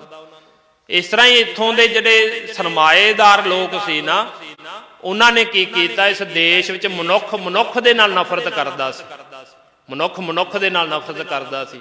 ਜਦੋਂ ਆਪਾਂ ਬਾਣੀ ਨੂੰ ਪੜ੍ਹਦੇ, ਬਾਣੀ ਵਿੱਚ ਉਹਨਾਂ ਭਗਤਾਂ ਦੀ ਬਾਣੀ ਹੈ ਜਿਨ੍ਹਾਂ ਨੂੰ ਨੀਚ ਕਿਹਾ ਗਿਆ, ਨੀਵੇਂ ਕਿਹਾ ਗਿਆ, ਪਰ ਮਹਾਰਾਜ ਜੀ ਨੇ ਉਹਨਾਂ ਨੂੰ ਵੀ ਆਪਣੇ ਬਰਾਬਰ ਬਿਠਾਇਆ। ਮਹਾਰਾਜ ਕਹਿੰਦੇ ਮਾਨਸ ਕੀ ਜਾਤ ਸਭੈ ਏਕੈ ਪਹਿਚਾਨਬੋ। ਸਾਰੇ ਮਨੁੱਖ ਨੇ, ਜਾਤਾਂ ਪਾਤਾਂ ਤਾਂ ਇੱਥੇ ਆ ਕੇ ਬਣਦੀਆਂ ਮਨੁੱਖ ਦੀਆਂ, ਪਰਮਾਤਮਾ ਨੇ ਕਿਸੇ ਦੀ ਜਾਤ ਪਾਤ ਨਹੀਂ ਬਣਾਈ। ਗੁਰੂ ਅਰਜਨ ਦੇਵ ਜੀ ਮਹਾਰਾਜ ਦੀ ਸ਼ਹੀਦੀ ਹੋਈ, ਉਦੋਂ ਵੀ ਇਹ ਕਿਹਾ ਗਿਆ ਜਿਹੜਾ ਤੁਸੀਂ ਸਰੂਪ ਲਿਖਿਆ ਹੈ ਗੁਰੂ ਗ੍ਰੰਥ ਸਾਹਿਬ, ਇਹਦੇ ਵਿੱਚ ਬਾਣੀ ਮੁਹੰਮਦ ਸਾਹਿਬ ਦੀ ਸਿਫਤ ਲਿਖ ਦਿਓ। ਮਹਾਰਾਜ ਕਹਿੰਦੇ ਨਹੀਂ, ਇਹ ਅਕਾਲ ਦੀ ਬਾਣੀ ਹੈ, ਇਹ ਵਿੱਚ ਅਕਾਲ ਦੀ ਸਿਫਤ ਹੈ ਜਾਂ ਉਸ ਅਕਾਲ ਦੀ ਭਗਤੀ ਕਰਨ ਵਾਲਿਆਂ ਦੀ ਗੱਲ ਕੀਤੀ ਗਈ ਹੈ। ਪਰ ਮਹਾਰਾਜ ਜੀ ਨੂੰ ਸ਼ਹੀਦ ਕਰ ਦਿੱਤਾ ਗਿਆ। ਸਤਿਗੁਰਾਂ ਨੇ ਉੱਥੇ ਬਚਨ ਕਹੇ ਸੀ ਕਿ ਤੁਸੀਂ ਮੇਰੀ ਆਵਾਜ਼ ਦਬਾ ਲਓਗੇ, ਮੇਰੀ ਪ੍ਰਵਾਜ਼ ਨੂੰ ਰੋਕ ਦਿਓਗੇ, ਪਰ ਮੇਰੇ ਪੁੱਤਰ ਹਰਗੋਬਿੰਦ ਕੀ ਤਲਵਾਰ ਕੋ ਕੌਣ ਰੋਕੇਗਾ। ਵੀ ਮੇਰੇ ਪੁੱਤਰ ਨੇ ਤਲਵਾਰਾਂ ਪਹਿਨਣੀਆਂ ਦੋ, ਤੇ ਮੇਰੇ ਪੁੱਤਰ ਦੀ ਤਲਵਾਰ ਨੂੰ ਫਿਰ ਕੌਣ ਰੋਕੇਗਾ। ਜਦੋਂ ਛੇਵੇਂ ਪਾਤਸ਼ਾਹ ਜੀ ਨੇ ਸ਼ਸਤਰ ਪਹਿਨੇ ਨਾ, ਤੇ ਉਦੋਂ ਸਾਡੇ ਵਰਗੇ ਹੀ ਸਿੱਖ ਹੋਣਗੇ। ਕਈ ਸਿੱਖ ਦੋ ਧੜਿਆਂ ਵਿੱਚ ਵੰਡੇ ਗਏ। ਇੱਕ ਤਾਂ ਉਹ ਸਿੱਖ ਸੀ ਜਿਹੜੇ ਕਹਿੰਦੇ ਸੀ ਕਿ ਛੇਵੇਂ ਪਾਤਸ਼ਾਹ ਜੀ ਜੋ ਕਰਦੇ ਠੀਕ ਕਰਦੇ। ਗੁਰੂ ਨਾਨਕ ਸਾਹਿਬ ਦੀ ਜੋਤ ਹੈ, ਜਿਨ੍ਹਾਂ ਵਿੱਚ ਬਾਬਾ ਬੁੱਢਾ ਸਾਹਿਬ ਜੀ, ਭਾਈ ਗੁਰਦਾਸ ਜੀ ਵਰਗੇ ਗੁਰਸਿੱਖ ਜਿਹੜੇ ਸ਼ਰਧਾ ਭਾਵਨਾ ਵਾਲੇ ਸੀ, ਉਹ ਕਹਿੰਦੇ ਵੀ ਛੇਵੇਂ ਪਾਤਸ਼ਾਹ ਜੀ ਬਿਲਕੁਲ ਠੀਕ ਕਰ ਰਹੇ ਆ। ਪਰ ਇੱਕ ਇਹੋ ਜਿਹੇ ਵੀ ਸਿੱਖ ਸੀ ਜਿਹੜੇ ਕਹਿੰਦੇ ਨਹੀਂ, ਗੁਰੂ ਨਾਨਕ ਸਾਹਿਬ ਜੀ ਨੇ ਤਾਂ ਸ਼ਸਤਰ ਫੜਿਆ ਨਹੀਂ, ਵੀ ਗੁਰੂ ਨਾਨਕ ਸਾਹਿਬ ਜੀ ਮਹਾਰਾਜ ਦੇ ਰਸਤੇ ਤੋਂ ਛੇਵੇਂ ਪਾਤਸ਼ਾਹ ਉਲਟ ਚੱਲਦੇ ਆ। ਪਰ ਭਾਈ ਗੁਰਦਾਸ ਜੀ ਨੇ ਫਿਰ ਉਦੋਂ ਪ੍ਰਚਾਰ ਕੀਤਾ, ਆਪਣੀਆਂ ਵਾਰਾਂ 'ਚ ਜ਼ਿਕਰ ਕੀਤਾ, ਕਹਿੰਦੇ ਨਹੀਂ, ਗੁਰੂ ਨਾਨਕ ਸਾਹਿਬ ਜੀ ਨੇ ਸਿੱਖੀ ਦਾ ਬੂਟਾ ਲਾਇਆ, ਉਸ ਬੂਟੇ ਦੀ ਰਾਖੀ ਕਰਨ ਵਾਸਤੇ ਵਾੜ ਲਾਈ ਹੈ ਸ਼ਸਤਰ। ਉਸ ਬੂਟੇ ਦੀ ਰਾਖੀ ਕਰਨ ਵਾਸਤੇ ਵਾੜ ਲਾਤੀ ਮਹਾਰਾਜ ਨੇ ਸ਼ਸਤਰਾਂ ਦੀ। ਜਿਵੇਂ ਕਿ ਜ਼ਿਮੀਂਦਾਰ ਫਸਲ ਬੀਜਦਾ ਨਾ ਆਪਣੀ, ਤੇ ਉਹ ਫਸਲ ਨੂੰ ਜਦੋਂ ਬੀਜਿਆ ਜਾਂਦਾ ਉਹਨੂੰ ਜਾਨਵਰਾਂ ਤੋਂ ਬਚਾਉਣ ਵਾਸਤੇ ਫਿਰ ਉਹਦੇ ਆਲੇ ਦੁਆਲੇ ਜਾਂ ਤਾਂ ਕੋਈ ਕੰਧ ਕਰ ਦਿੰਦਾ, ਜਾਂ ਕੋਈ ਛਾਪੇ ਲਾ ਦਿੰਦਾ, ਕੰਡਿਆਲੀ ਤਾਰ ਲਾ ਦਿੰਦਾ, ਉਹ ਵਾੜ ਕਰ ਦਿੰਦਾ ਨਾ ਕਿ ਫਸਲ ਜਾਨਵਰਾਂ ਤੋਂ ਬਚ ਜਾਵੇ। ਤੇ ਮਹਾਰਾਜ ਜੀ ਕਹਿੰਦੇ ਸਿੱਖੀ ਦਾ ਬੂਟਾ ਜਿਹੜਾ ਲਾਇਆ ਨਾ, ਉਹਨੂੰ ਪਾਣੀ ਪਾਇਆ। ਗੁਰੂ ਅਰਜਨ ਦੇਵ ਜੀ ਮਹਾਰਾਜ ਪਾਣੀ ਦੀ ਥਾਂ ਖੂਨ ਪਾਇਆ। ਤੇ ਜਦੋਂ ਕਹਿੰਦੇ ਸਾਈਂ ਮੀਆਂ ਮੀਰ ਆਇਆ ਸੀ ਨਾ ਗੁਰੂ ਅਰਜਨ ਦੇਵ ਜੀ ਮਹਾਰਾਜ ਦੇ ਕੋਲੇ, ਤੇ ਮਹਾਰਾਜ ਨੂੰ ਪੁੱਛਦਾ ਸਾਈਂ ਮੀਆਂ ਮੀਰ, ਮਹਾਰਾਜ ਜੀ ਇਹ ਕੀ ਕੌਤਕ, ਇੰਨਾ ਦੁੱਖ। ਮਹਾਰਾਜ ਕਹਿੰਦੇ ਮੈਂ ਬੀ ਪਾ ਰਿਹਾ, ਹੁਣ ਸਿੱਖੀ ਦਾ ਬੀ ਪਾ ਰਿਹਾ ਇੱਕ ਹੋਰ। ਸਾਈਂ ਮੀਆਂ ਮੀਰ ਕਹਿੰਦਾ ਮਹਾਰਾਜ ਇਹ ਬੀ ਕਿਹੜਾ? ਕਹਿੰਦੇ ਬੜਾ ਮਜ਼ਬੂਤ ਬੀ ਪਾ ਰਿਹਾ ਹੁਣ ਮੈਂ ਸਿੱਖੀ ਦਾ। ਕਹਿਣ ਲੱਗੇ ਇੱਕ ਬੀ ਪਾ ਦਿੱਤਾ ਗੁਰਬਾਣੀ ਦਾ, ਮੈਂ ਆਪਣੇ ਸਿੱਖਾਂ ਨੂੰ ਗੁਰੂ ਗ੍ਰੰਥ ਸਾਹਿਬ ਜੀ ਮਹਾਰਾਜ ਦੇ ਦਿੱਤਾ ਹੈ, ਬਾਣੀ ਦੇ ਲੜ ਲਾ ਦਿੱਤਾ ਉਹਨਾਂ ਨੂੰ। ਹੁਣ ਇੱਕ ਬੀ ਪਾਉਣਾ ਕੁਰਬਾਨੀ ਦਾ। ਕਹਿੰਦੇ ਇੱਕ ਬੀ ਇਹੋ ਜਿਹਾ ਪਾਉਣਾ ਕੁਰਬਾਨੀ ਦਾ ਕਿ ਇਹ ਬੀ ਇੰਨਾ ਪ੍ਰਫੁੱਲਤ ਹੋਵੇਗਾ ਕਿ ਇਹਦੇ ਵਿੱਚ ਦੇਖਿਓ ਚਾਂਦਨੀ ਚੌਂਕ ਵਿੱਚ ਸੀਸ ਵੀ ਲੱਥੇਗਾ। ਚਾਂਦਨੀ ਚੌਂਕ ਵਿੱਚ ਸੀਸ ਵੀ ਲੱਥੇਗਾ। ਇਸੇ ਬੀ ਨੇ ਜਦੋਂ ਪ੍ਰਫੁੱਲਤ ਹੋਣਾ, ਇਹਦੇ ਫੁੱਲ ਖਿੜਨਗੇ, ਵੱਡੇ ਫੁੱਲ ਜਿਹੜੇ ਉਹ ਨੇ ਕਹਿੰਦੇ ਚਮਕੌਰ ਦੀ ਗੜੀ ਅੰਦਰ ਸ਼ਹੀਦ ਹੋਣਗੇ। ਤੇ ਜਿਹੜੇ ਅਨਖਿੜੇ ਫੁੱਲ, ਅੱਧ ਖਿੜੇ ਫੁੱਲ ਨੇ, ਜਿਹੜੇ ਹਜੇ ਕੋਮਲ ਫੁੱਲ, ਅੱਧ ਖਿੜੇ ਜੇ ਫੁੱਲ ਨੇ ਨਾ ਹਜੇ, ਕਹਿੰਦੇ ਉਹ ਸਰਹੰਦ ਦੀਆਂ ਨੀਹਾਂ ਦੇ ਵਿੱਚ ਚਿਣੇ ਜਾਣਗੇ। ਪਰ ਕਹਿੰਦੇ ਸਿੱਖੀ ਬੜੀ ਪ੍ਰਫੁੱਲਤ ਹੋਵੇਗੀ। ਬੀਜ ਮੈਂ ਜਿਹੜਾ ਹੈ ਨਾ ਬਹੁਤ ਵਧੀਆ ਪਾ ਕੇ ਜਾਵਾਂਗਾ ਅੱਜ। ਤੇ ਗੁਰੂ ਅਰਜਨ ਦੇਵ ਜੀ ਮਹਾਰਾਜ ਸੱਚੇ ਪਾਤਸ਼ਾਹ ਨੇ ਇੱਕ ਸ਼ਹਾਦਤ ਦਾ ਬੀਜ ਪਾਇਆ ਫਿਰ ਇਹਦੇ ਵਿੱਚ, ਕੁਰਬਾਨੀ ਦਾ, ਕਿ ਸਿੱਖਾ ਜੇ ਤੂੰ ਹੱਕ ਸੱਚ ਅਣਖ ਆਜ਼ਾਦੀ ਦੇ ਰਸਤੇ ਤੇ ਤੁਰਨਾ ਤੇ ਤੈਨੂੰ ਆਪਣਾ ਆਪ ਕੁਰਬਾਨ ਵੀ ਕਰਨਾ ਪਵੇਗਾ। ਤੇ ਉਹ ਗੱਲ ਤਾਂ ਗੁਰੂ ਨਾਨਕ ਸਾਹਿਬ ਜੀ ਮਹਾਰਾਜ ਪਹਿਲਾਂ ਕਹਿ ਗਏ। ਮਹਾਰਾਜ ਨੇ ਕਿਹਾ ਨਾ ਬਚਨ, ਦਾਸ ਨੇ ਪਹਿਲਾਂ ਮੰਗਲਾ ਚਰਨ 'ਚ ਪੜ੍ਹੇ, ਆਪਾਂ ਪੜ੍ਹਦੇ ਸੁਣਦੇ ਆ ਕਈ ਵਾਰ ਬਚਨ, ਜੋ ਤਉ ਪ੍ਰੇਮ ਖੇਲਣ ਕਾ ਚਾਓ, ਸਿਰ ਧਰ ਤਲੀ ਗਲੀ ਮੇਰੀ ਆਓ, ਇਤ ਮਾਰਗ ਪੈਰ ਧਰੀਜੈ, ਸਿਰ ਦੀਜੈ ਕਾਨ ਨਾ ਕੀਜੈ। ਗੁਰੂ ਨਾਨਕ ਸਾਹਿਬ ਜੀ ਕਹਿੰਦੇ ਜੇ ਤੂੰ ਮੇਰੇ ਰਸਤੇ ਦਾ ਪਾਂਧੀ ਬਣਨਾ ਨਾ, ਕੱਲਾ ਇੱਥੇ ਇਹ ਨਹੀਂ ਕਿ ਇੱਥੇ ਬੈਠ ਕੇ ਮਾਲਾ ਫੇਰ ਲਈ, ਬਾਣੀ ਪੜ੍ਹ ਲਈ, ਇੱਥੇ ਤੈਨੂੰ ਸਿਰ ਵੀ ਦੇਣਾ ਪਵੇਗਾ ਧਰਮ ਦੀ ਖਾਤਰ। ਤੇ ਜੇ ਧਰਮ ਦੀ ਖਾਤਰ ਤੈਨੂੰ ਸਿਰ ਦੇਣਾ ਪੈ ਗਿਆ ਤੇ ਤੂੰ ਪਿੱਛੇ ਨਾ ਹਟੀ ਕਦੇ ਵੀ। ਭੋਰਾ ਵੀ ਕਾਨ ਕਨੌਟ ਨਾ ਮੰਨੀ, ਆਪਣਾ ਸਿਰ ਗੁਰੂ ਨੂੰ ਭੇਟ ਕਰ ਦੇਈ। ਕਈ ਇੱਥੇ ਕਹਿਣਗੇ ਨਹੀਂ ਜੀ ਹੰਕਾਰੀ ਸਿਰ ਦੀ ਗੱਲ ਕੀਤੀ ਹੈ। ਚਲੋ ਅੰਦਰ ਦਾ ਏ, ਅੰਦਰ ਦੇ ਅਰਥ ਆਪਾਂ ਅੰਤਰੀਵ ਅਰਥ ਕਰ ਲਈਏ ਵੀ ਹੰਕਾਰੀ ਬੰਦਾ ਜਿਹੜਾ, ਪਰ ਜਦੋਂ ਧਰਮ ਨੂੰ ਲੋੜ ਪੈਂਦੀ ਆ ਉਦੋਂ ਇੰਨਾ ਸਿਰਾਂ ਦੀ ਲੋੜ ਪੈਂਦੀ ਹੈ, ਹੰਕਾਰ ਵਾਲੇ ਸਿਰਾਂ ਦੀ ਲੋੜ ਨਹੀਂ ਪੈਂਦੀ। ਧਰਮ ਨੂੰ ਬਚਾਉਣਾ ਹੋਵੇ ਨਾ ਤਾਂ ਉਦੋਂ ਜਦੋਂ ਮੂਹਰੇ ਵੀ ਅੱਗੇ ਵੀ ਹੰਕਾਰੀ ਬੰਦੇ ਆ ਕੇ ਖੜ ਜਾਣ, ਜਿਨ੍ਹਾਂ ਨੂੰ ਕੋਈ ਗਿਆਨ ਧਿਆਨ ਦੀ ਗੱਲ ਹੀ ਸਮਝ ਨਾ ਆਵੇ, ਤਾਂ ਉਹਨਾਂ ਨੂੰ ਸਮਝਾਉਣ ਵਾਸਤੇ ਫਿਰ ਸਿਰ ਲਾਉਣੇ ਪੈਂਦੇ ਨੇ। फिर उत्थे दिमाग काम नहीं करता, उत्थे ज्ञान काम नहीं करता। कि गुरु गोबिंद सिंह जी महाराज कोले ज्ञान थोड़ा सी? कि औरंगजेब है उहदे कोल ज्ञान नहीं हैगा सी? ज्ञान तां सी उहदे कोले भी, पर वो मनुख अपने धर्म नूं वधाउणा चाहुंदा सी। वो कहंदा सी कोई भी तरीका वरतिया जावे, पाप कर्म करके, धक्का करके, जुल्म करके, लोकां दा कतल करके। हुण देखो, जिहड़ा मनुख आप ही अपने पिता नूं जेल विच पा के, अपने भरावां दा कतल करके फिर उहने तख्त हासिल कीता होवे, ते जिहड़ा तख्त कतलां दी बुनियाद ते हासिल कीता गया, उस तख्त ते बहन वाला मनुख कदे चंगे काम कर सकदा? वो तो आस की जा सकती है भी जिन्हें कुर्सी है जिहड़ी माड़े कर्म करके हासिल की होवे। जिवें आपां सीधा जिहा मैं कह देवां भी जिवें अपने हुण कुर्सी का काम हुंदा ना इत्थे, भी लोग वोटां दे विच शराबां वंडदे, माड़े कर्म करदे ने, नशे वंडे जांदे आ। हुण जिहड़े बंदे ने वंडियां ही शराबां ने, नशे वंडे ने, वो तो तुसीं की उम्मीद कर सकदे आ भी ये बंदा कोई चंगे काम कर लवेगा? ते औरंगजेब ने भी तो तख्त इस तरह ही हासिल किया सी ना। पढ़ के देखो तुसीं इतिहास कि उन्हें शाहजहां अपने पिता नूं कैद विच नहीं पाया, अपने भरावां नूं कतल नहीं किया, उन्हें कीते कतल अपने भरावां दे, फिर जाके तख्त दे उत्ते बैठा।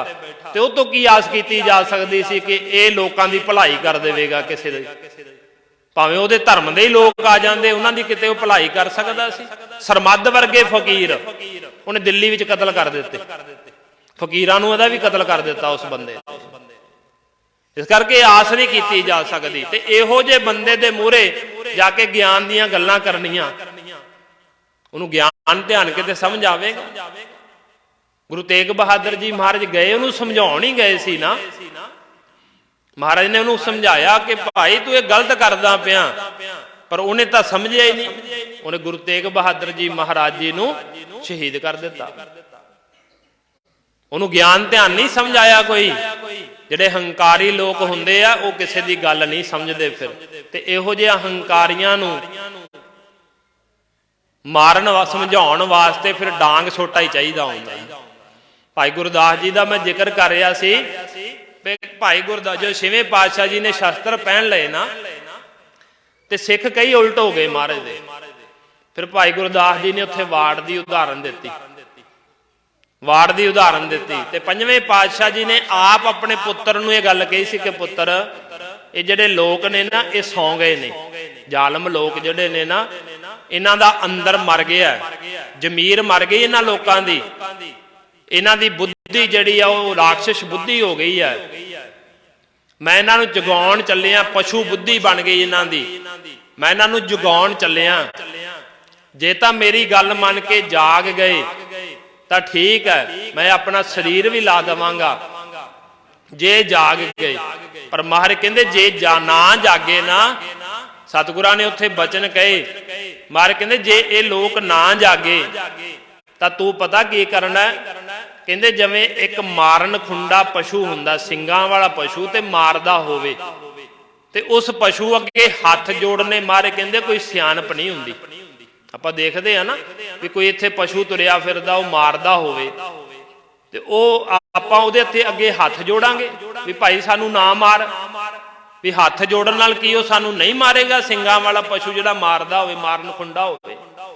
महाराज कहंदे ये पशु वर्गे हो गए ने, पशु बिरती हो गई इन्हां लोकां दी, ये मारन खुंडे ने। ते महाराज कहंदे मैं अपना इन्हां नूं जगावांगा, पशु बिरती तो मनुख बिरती विच लियावांगा। पर जे ना जागे, मेरे शरीर देन करके, बलिदान देन करके भी ना जागे, तो इन्हां मूहरे हाथ जोड़ने, इन्हां पशुआं मूहरे हाथ जोड़ने सियाणप नहीं। जिवें वो मारन खुंडा पशु डांग दे नाल लोट आउंदा है, ते महाराज जी ने कहा सी मेरे पुत्र तू भी 2 तलवारां पहनणीआं, ये तलवारां दे नाल ही लोट आउणगे। फिर 6वें पातशाह ने तां ही 2 तलवारां मीरी ते पीरी दियां पहनीआं। एवें नहीं गुरु घर दे विच शस्त्र आ गए कि असीं एवें चक के तुरे फिरदे आ। महाराज जी दे हुक्म ने सानू। महाराज जी ने 11 साल की उम्र गुरु हरगोबिंद साहब जी महाराज सच्चे पातशाह जी दी 11 साल की उम्र में उन्होंने अकाल तख्त साहब बनाया। बाबा बुढ़ा साहब ते भाई गुरदास जी लगे नाल। उत्थे लिखिया इतिहासकारां ने, किसी राज ने हाथ लगायो, बुढ़ा और गुरदास बनायो। 6वें पातशाह जी आप लगे, भाई बाबा बुढ़ा साहब जी ते भाई गुरदास जी, इन्हां ने गारा ते इट्टां चनिया ते 6वें पातशाह जी ने बनवाना कीता अपनी देख रेख दे विच। किसे होर सिख दा किसे मिस्त्री दा हथ नहीं लगा सी, जिहड़ा अकाल तख्त साहब 6वें पातशाह ने बनाया। फिर उसे अकाल तख्त ते बैठ के महाराज जी ने ऐलाननामा कीता यह कि जिहड़ा साडा सिख है वो वधिया तो वधिया घोड़े, वधिया तो वधिया शस्त्र सानू भेटा करे, अपनियां जवानियां भेटा करे, असी इस देश दीयां गुलामी दीयां जड़ां जड़ियां वो पटनियां ने। इत्थों ये देश गुलाम हो चुका है, इत्थों के लोगों की बिरती गुलाम हो चुकी है। ये लड़ना नहीं चाहते, ये तो हथियार सट के खड़ जाते हैं अगे। क्योंकि जो इत्थे जालम आउंदे सी ना इस देश के उत्ते, अपनियां तां बहु बेटियां दे दिंदे सी राजे महाराजे, उन्होंने भी लै जाओ, इन्हों ते सानू छड्ड दिओ बस। इहो जिहा काम सी इन्हां लोकां दा, तां ही देश गुलाम हो गया ना। पर जिहड़ा हुण देखो उन्हां दे मूहरे अड़ गया, ते मूहरे अड़न वास्ते फिर शस्त्र भी चाहिए, फौजां भी चाहिए, घोड़े भी चाहिए। 6वें पातशाह जी ने यह किया। 6वें पातशाह जी ने 4 जंग कीते। ये बाबे क्या ते बाबर क्या दी टक्कर सी। फिर यही टक्कर 9वें पातशाह जी वेले आना। मैं चमकौर दी गढ़ी ते सरहंद दी धरती ते भावें टूक मात्र ही सब कुछ सुना के जावां, पर सानू पता लगे कि 4 साहिबजादे उन्हां दियां शहादतां होईयां क्यों ने। कई कहते जी अपने धर्म वास्ते शहादतां हो गई, अपने धर्म वास्ते शहादतां नहीं होईयां, ये मनुखता दे वास्ते शहादतां दित्तियां ने महाराज जी ने, मनुखता दे वास्ते। गुलाम सी इत्थों दे लोग, जुल्म हुंदा सी उन्हां लोकां दे उत्ते। हुण दिल्ली दे विच चांदनी चौक उत्थे बाबे क्या ते बाबर क्या दी टक्कर हुई। वो टक्कर दा कारण सी महाराज ने अपनी बाणी अंदर लिखिया, तिलक जन्नू राखा प्रभ ताका, इन्नो बड़ो कलू मैं साका, साधन हेत इति जन करी, सीस दिया पर सी ना उचरी। तिलक ते जंजू की खातर गुरु तेग बहादुर जी महाराज दिल्ली गए, किसी का धर्म बचाने की खातर। औरंगजेब जिहड़ा सी उन्हां दा धर्म खत्म करना चाहुंदा सी, लालच दे के डरावा दे के उन्होंने खत्म करके मारी जाता सी कि मेरा धर्म इस्लाम कबूल कर लो। तो गुरु तेग बहादुर जी महाराज भी जो उत्थे गए ना, महाराज नूं भी यही कहा गया कि तुसीं जां तां इस्लाम कबूल कर लो जां करामात विखाओ, तो नहीं फिर मौत वास्ते तैयार रहो। महाराज कहंदे मैनू अपना धर्म प्यारा, जिस धर्म में मैं पैदा होया ना, महाराज कहंदे जिस तरह का परमात्मा ने पैदा किया उसे ही धर्म में बंदा रवे सारी जिंदगी, सारी उम्र उसे धर्म नूं ही फॉलो करे, उसे धर्म च ही रवे, तो फिर उस बंदे का जीवन सफल होंदा है। महाराज कहंदे मैनू अपना धर्म प्यारा, मैं दूसरे दे धर्म नूं नहीं धारण करांगा। फिर करामात की गल हुई। करामात महाराज विखा सकते सी, पर उदों की सी कि लोग करामातां विखा के लोगों नूं अपने मगर ला लेंदे सी। ते महाराज जी कहंदे जिहड़े प्रभु दे संत हुंदे ने ना, उन्हां नूं करामातां नहीं विखाउणियां चाहीदियां। हाँ परमात्मा की वडियाई वास्ते विखा लैन, पर अपनी जान बचाउण वास्ते करामात नहीं विखाउणी चाहीदी।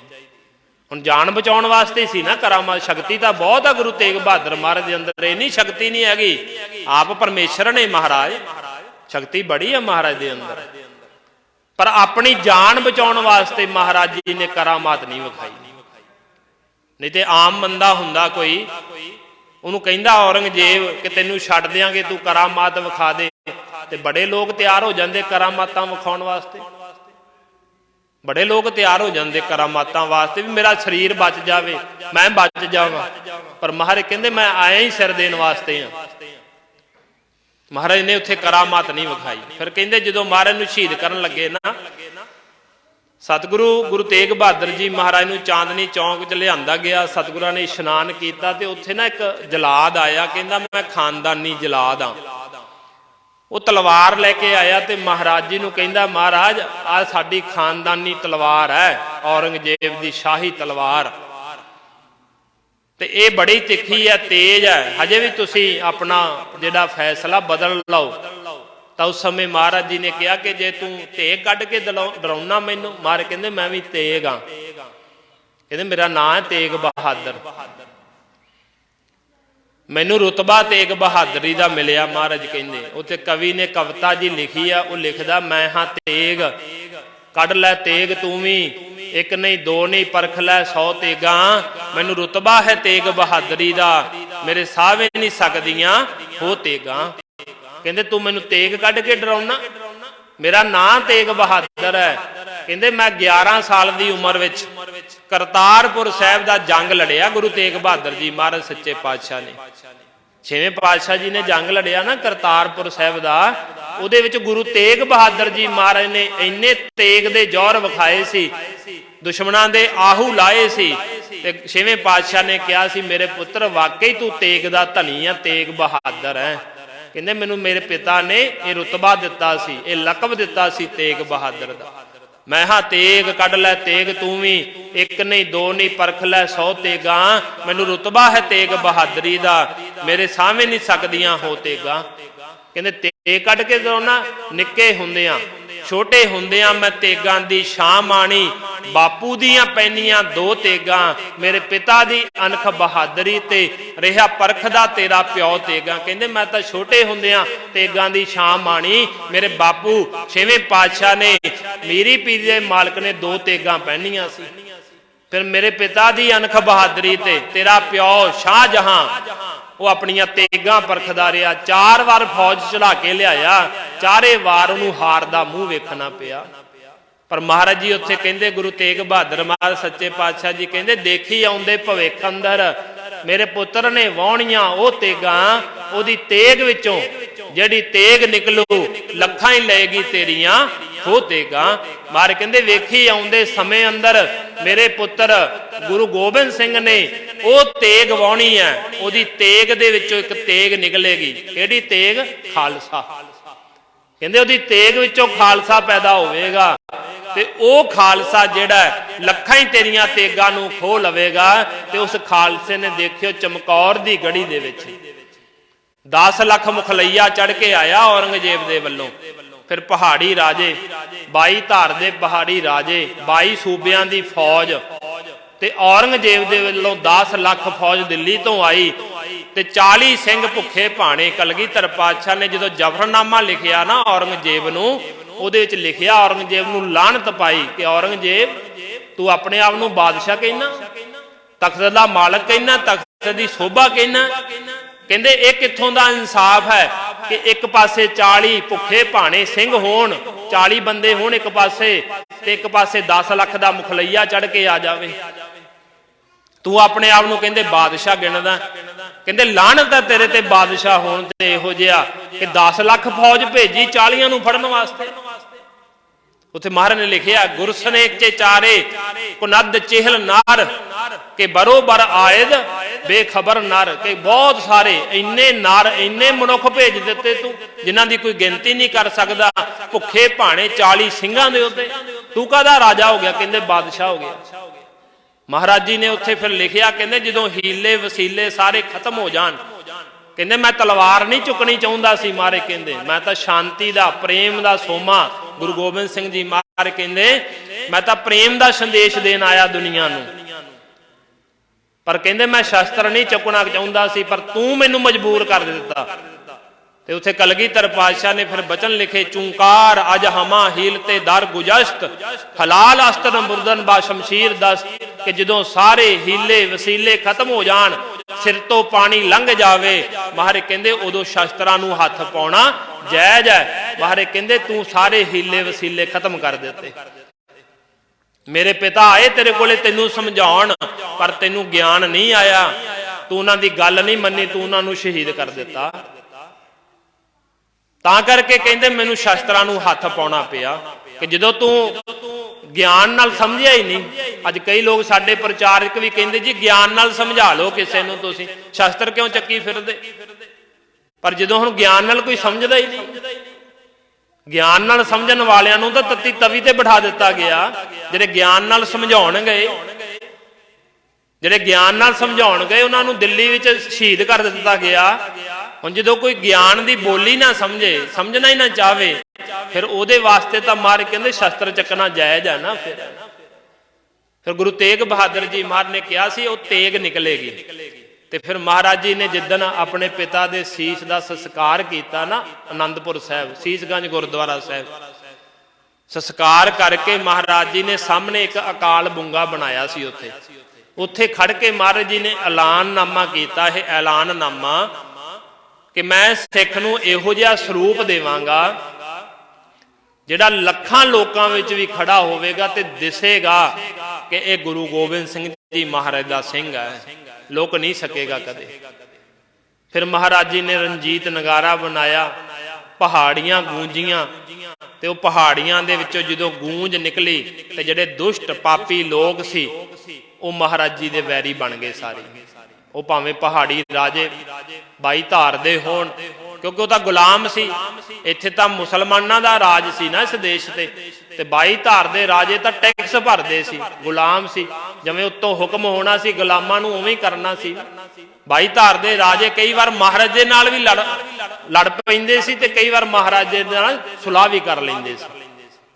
ਜਿਵੇਂ ਪਹਿਲਾਂ ਇੱਕ ਜੰਗ ਮਹਾਰਾਜ ਦੇ ਨਾਲ ਲੜਿਆ ਉਹਨਾਂ ਨੇ, ਫਿਰ ਨਦੌਣ ਦਾ ਜੰਗ ਸੀ ਜਿਹੜਾ, ਉਹ ਰਾਜਿਆਂ ਨੇ 22 ਧਾਰ ਦੇ ਰਾਜਿਆਂ ਨੇ ਮਹਾਰਾਜ ਨੂੰ ਬੇਨਤੀ ਕੀਤੀ, ਮਹਾਰਾਜ ਸਾਡੀ ਮਦਦ ਕਰੋ।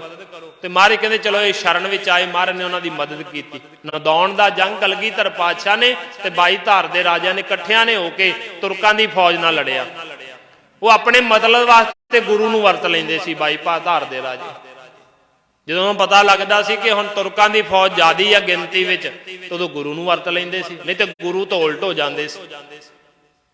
ਫਿਰ ਜਦੋਂ ਪਤਾ ਲੱਗਾ ਕਿ ਗੁਰੂ ਮਹਾਰਾਜ ਜੀ ਨੇ ਇਹੋ ਜਿਹਾ ਇੱਕ ਪੰਥ ਸਾਜ ਦਿੱਤਾ ਹੈ ਜਿੱਥੇ ਉਹ ਕੋਈ ਜਾਤ ਪਾਤ ਨਹੀਂ, ਨੀਵਿਆਂ ਨੂੰ ਉੱਚਿਆਂ ਦੇ ਨਾਲ ਹੀ ਬਿਠਾ ਦਿੱਤਾ। 5 ਪਿਆਰਿਆਂ ਨੂੰ ਅੰਮ੍ਰਿਤ ਛਕਾਇਆ ਮਹਾਰਾਜ ਜੀ ਨੇ ਇੱਕੋ ਬਾਟੇ ਦੇ ਵਿੱਚ।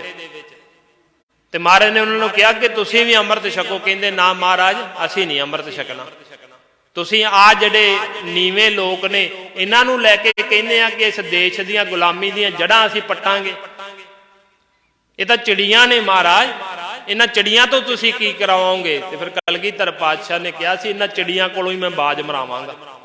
ਇਹ ਬਚਨ ਆਪਾਂ ਮਹਾਰਾਜ ਦੇ ਪੜ੍ਹਦੇ ਨਾ, ਇਹਨਾਂ ਚਿੜੀਆਂ ਤੋਂ ਬਾਜ ਮਰਾਉਂ, 1.25 ਲੱਖ ਸੇ ਏਕ ਲੜਾਊਂ, ਤਬੈ ਗੋਬਿੰਦ ਸਿੰਘ ਨਾਮ ਕਹਾਊਂ। ਉਦੋਂ ਮਹਾਰਾਜ ਨੇ ਬਚਨ ਕਹੇ ਸੀ, ਤੁਸੀਂ ਇਹਨਾਂ ਗਰੀਬ ਲੋਕਾਂ ਨੂੰ ਚਿੜੀਆਂ ਕਹਿੰਦੇ ਹੋ? ਮਹਾਰਾਜ ਕਹਿੰਦੇ ਦੇਖੀ ਇਹਨਾਂ ਕੋਲੋਂ ਹੀ ਮੈਂ ਬਾਜ ਮਰਾ ਦਿਆਂਗਾ। ਤੁਸੀਂ ਆਪਣੇ ਆਪ ਨੂੰ ਬੜੇ ਬਹਾਦਰ ਸਮਝਦੇ ਹੋ ਨਾ।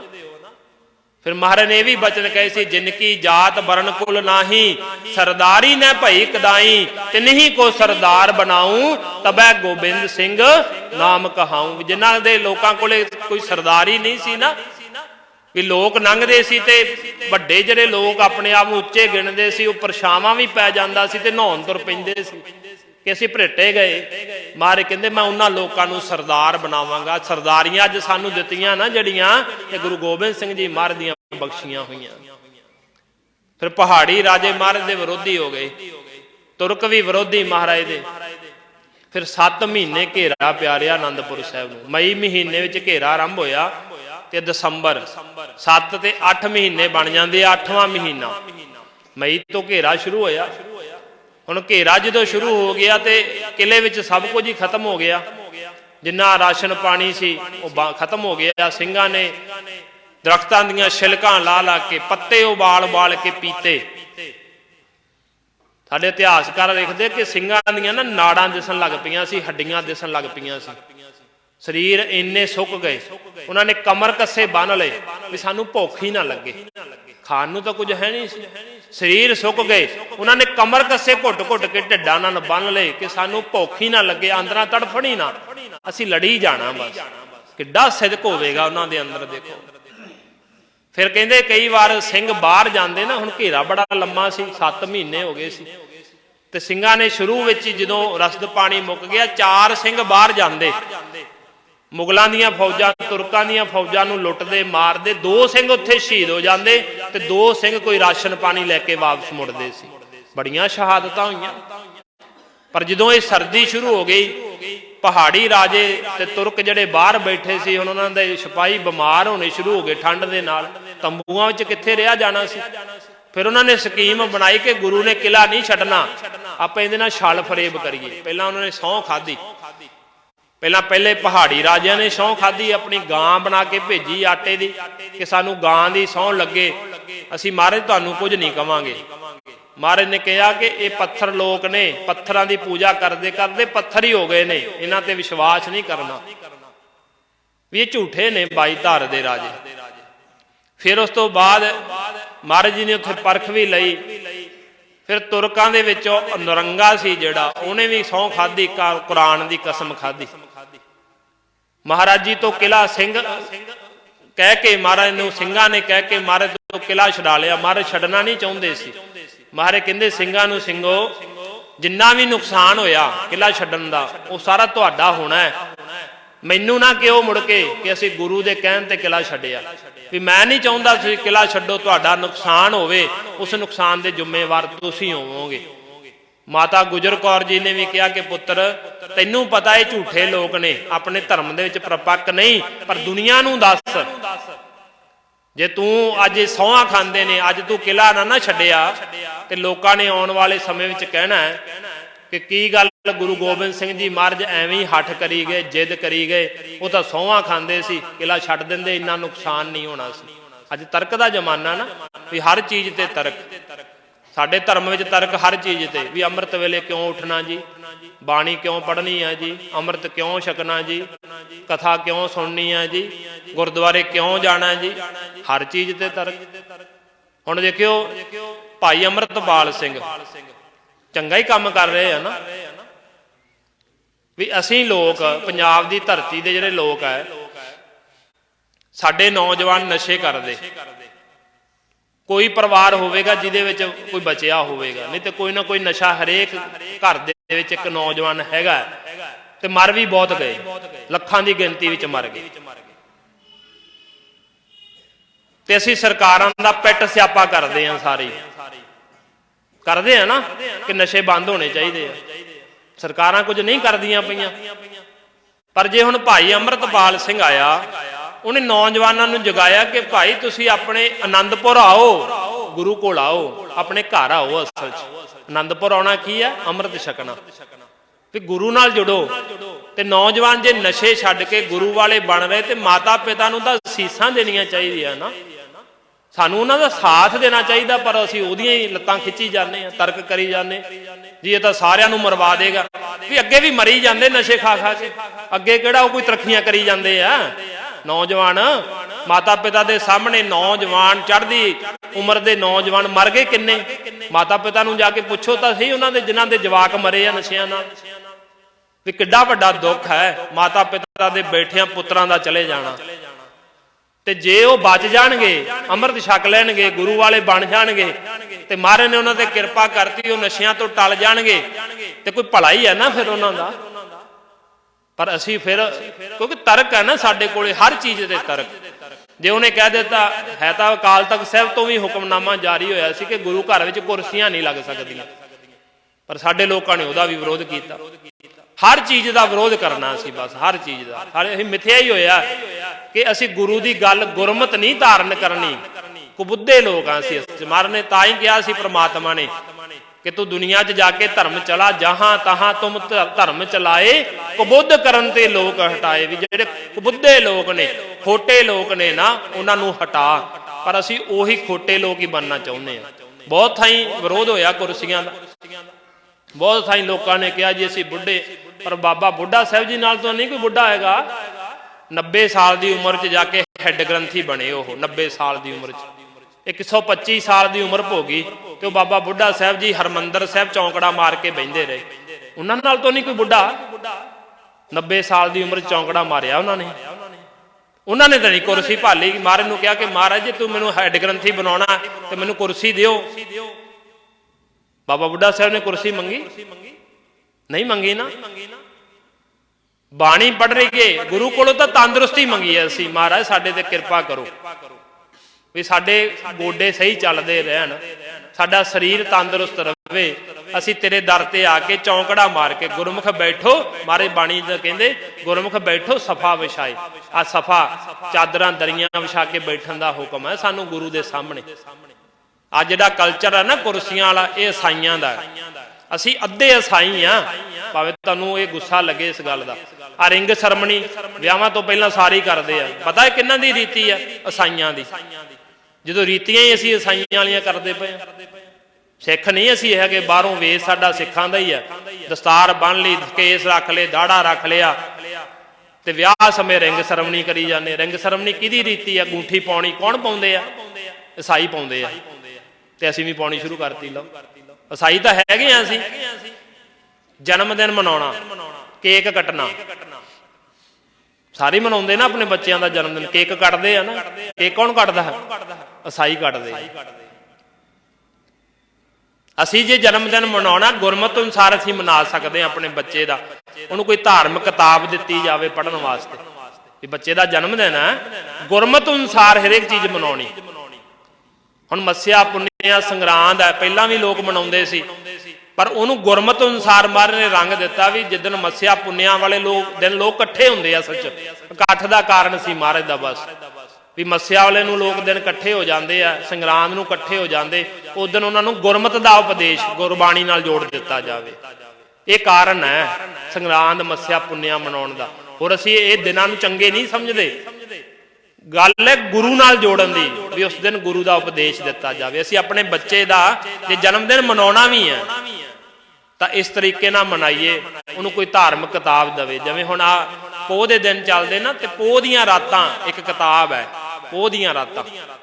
ਇੰਨਾ ਮੇਰੇ ਕੋਲ ਸਮਾਂ ਨਹੀਂ ਕਿ ਮੈਂ ਸੁਣਾ ਸਕਾਂ ਆਪ ਜੀ ਨੂੰ ਪੋਹ ਦੀਆਂ ਰਾਤਾਂ।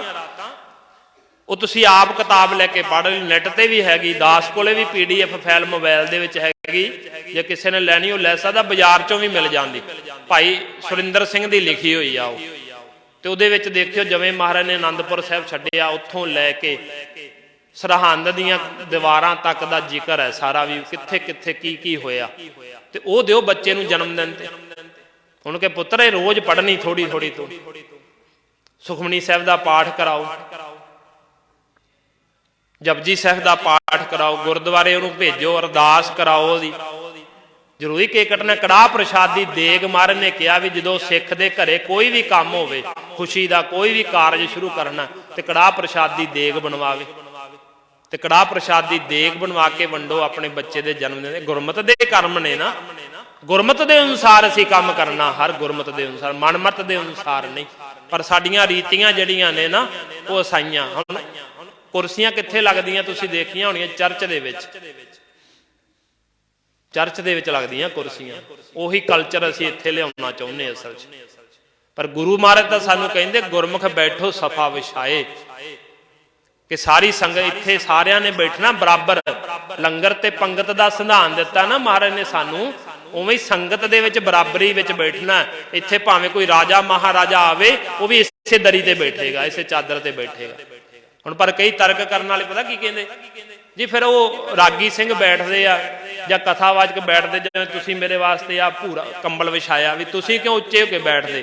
ਇੱਥੇ ਸਾਡੇ ਸਰੀਰ ਦਾ ਸਤਿਕਾਰ ਨਹੀਂ ਇਹ ਜਿਹੜੀ ਤੁਹਾਨੂੰ ਅਸੀਂ ਕਥਾ ਸੁਣਾਉਣੀ ਗੁਰਬਾਣੀ ਦੀ, ਗੁਰ ਇਤਿਹਾਸ ਦੀ, ਜਾਂ ਰਾਗੀ ਸਿੰਘਾਂ ਨੇ ਤੁਹਾਨੂੰ ਬਾਣੀ ਸੁਣਾਉਣੀ, ਉਸ ਬਾਣੀ ਦਾ ਸਤਿਕਾਰ ਹੈ, ਤਾਂ ਰਾਗੀ ਸਿੰਘ ਤੇ ਕਥਾਵਾਚਕ ਨੂੰ ਉੱਚੀ ਥਾਂ ਤੇ ਬਿਠਾਇਆ ਜਾਂਦਾ ਸੰਗਤ ਨਾਲ।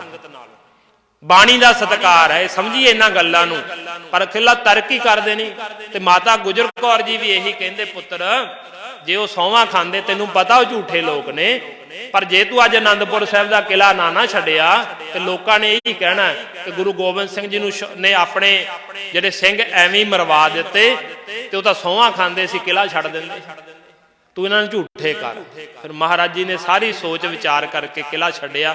ਹਜੇ ਆਨੰਦਪੁਰ ਸਾਹਿਬ ਤੋਂ ਕੋਈ 7-8 ਕਿਲੋਮੀਟਰ ਹੀ ਆਏ ਸੀ ਮਹਾਰਾਜ, ਪਿੱਛੋਂ ਹਮਲਾ ਕਰ ਦਿੱਤਾ ਉਹਨਾਂ ਨੇ। ਸਰਸਾ ਨਦੀ ਦੇ ਕੰਢੇ ਤੇ ਜੰਗ ਹੋਇਆ। ਭਾਈ ਉਦੇ ਸਿੰਘ, ਭਾਈ ਜੀਵਨ ਸਿੰਘ, ਭਾਈ ਜੈਤਾ, ਰੰਗਰੇਟੇ ਗੁਰੂ ਕੇ ਬੇਟੇ, ਭਾਈ ਉਦੇ ਸਿੰਘ ਦੀ ਸ਼ਹੀਦੀ ਸ਼ਾਹੀ ਟਿੱਬੀ ਤੇ ਹੋਈ। ਕੀਰਤਪੁਰ ਸਾਹਿਬ ਤੋਂ ਉਰਲੇ ਪਾਸੇ ਨਾ ਸਥਾਨ ਹੈ ਸ਼ਾਹੀ ਟਿੱਬੀ। ਜੇ ਕਿਤੇ ਗਏ ਆਨੰਦਪੁਰ ਸਾਹਿਬ ਹੋਲੇ ਮਹੱਲੇ ਤੇ ਆਪਾਂ ਜਾਂਦੇ ਸਾਰੇ ਉੱਥੇ, ਤਾਂ ਉੱਥੇ ਕੀਰਤਪੁਰ ਸਾਹਿਬ ਦੇ ਲਾਗੇ ਕਿਸੇ ਨੂੰ ਵੀ ਪੁੱਛ ਲਿਓ ਸ਼ਾਹੀ ਟਿੱਬੀ ਕਿੱਥੇ ਆ, ਉੱਥੇ ਭਾਈ ਉਦੇ ਸਿੰਘ ਜੀ ਸ਼ਹੀਦ ਹੋਏ ਸ਼ਾਹੀ ਟਿੱਬੀ ਤੇ। 4.5 ਘੰਟੇ ਜੰਗ ਕੀਤਾ ਉਹਨੇ, ਭਾਈ ਉਦੇ ਸਿੰਘ ਨੇ। ਭਾਈ ਉਦੇ ਸਿੰਘ ਕੌਣ ਸੀ? ਭਾਈ ਮਣੀ ਸਿੰਘ ਜੀ ਦਾ ਵੱਡਾ ਪੁੱਤਰ। ਭਾਈ ਬਚਿੱਤਰ ਸਿੰਘ ਜਿਹਨੇ ਹਾਥੀ ਦੇ ਮੱਥੇ 'ਚ ਨਾਗਣੀ ਮਾਰੀ, ਉਹਨਾਂ ਦਾ ਵੱਡਾ ਭਰਾ। भाई उदय सिंह वो जेड़ा केसरी चंद का सिर वढ़ के लिया, वो केसरी चंद जेड़ा कहंदा सी मैं गुरु का सिर वढ़ के लियावांगा, उन्हें सौं खाधी सी कि मैं गुरु गोबिंद सिंह जी महाराज का सिर वढ़ के लियावांगा। उस केसरी चंद का सिर वढ़िया सी भाई उदय सिंह ने, सिर वढ़ के ओदा महाराज के चरणों में भेंट किया सी जाके, महाराज आ केसरी चंद तुहाडे सीस दे सुपने लैंदा सी, दुष्ट पापी का सिर तुहाडे चरणों च पिया है। वो भाई उदय सिंह ने शाही टिब्बी ते शहीदी प्राप्त की। बाबा जीवन सिंह जी भाई जैता, उन्होंने सरसा नदी के कंढे के उत्ते शहादत का जाम पीता, जो भाई संतोख सिंह जी ने लिखिया गुरप्रताप सूरज ग्रंथ के अंदर। कई इतिहासकारों ने वखरा वखरा लिखिया, पर दास वो बेनती कर रहा जो भाई साहब जी लिखते हैं। भाई साहब ने लिखिया कि भाई जीवन सिंह जी ने भी तकरीबन कोई 4-4.5 घंटे जंग किया सरसा नदी के कंढे के उत्ते, फिर शहादत का जाम पीता उन्होंने। उतों परिवार 3 हिस्सों च वंडिया गया। एक परिवार जिहड़ा गुरु गोबिंद सिंह जी महाराज दे नाल वड्डे साहिबजादे, माता गुजर कौर जी नाल छोटे साहिबजादे, माता सुंदर कौर जी, माता साहिबदेवा कौर जी जिहड़े ने भाई मनी सिंह जी नाल दिल्ली वाले रस्ते नूं चले गए। इस तरह परिवार वंडिया गया। महाराज जी जंग करते हुए भाई बचित्र सिंह जी रोपड़ शहीद होए, कोटला निहंग खां, उत्थों महाराज जी चमकौर की गढ़ी विच आ गए। 40 सिंह रह गए महाराज दे नाल। गढ़ी वो किसी सिख दी सी, कच्ची हवेली सी, ते महाराज जी नूं उहने भेटा कर दी, महाराज तुसीं इत्थे आसन ला लो। तो जो महाराज ने उत्थे आसन लाया, 7 पोह की शाम नूं, 6 पोह की रात नूं महाराज ने किला छड्डिया, ते 7 पोह की शाम नूं महाराज चमकौर की गढ़ी विच आ गए। जो महाराज गढ़ी विच आए है ना, तब महाराज जी नूं सिंघां ने कहा कि रहरा साहिब का पाठ होया, ते महाराज जी ने सिंघां नूं कहा कि तुसीं आराम करो, मैं पहरा देवांगा।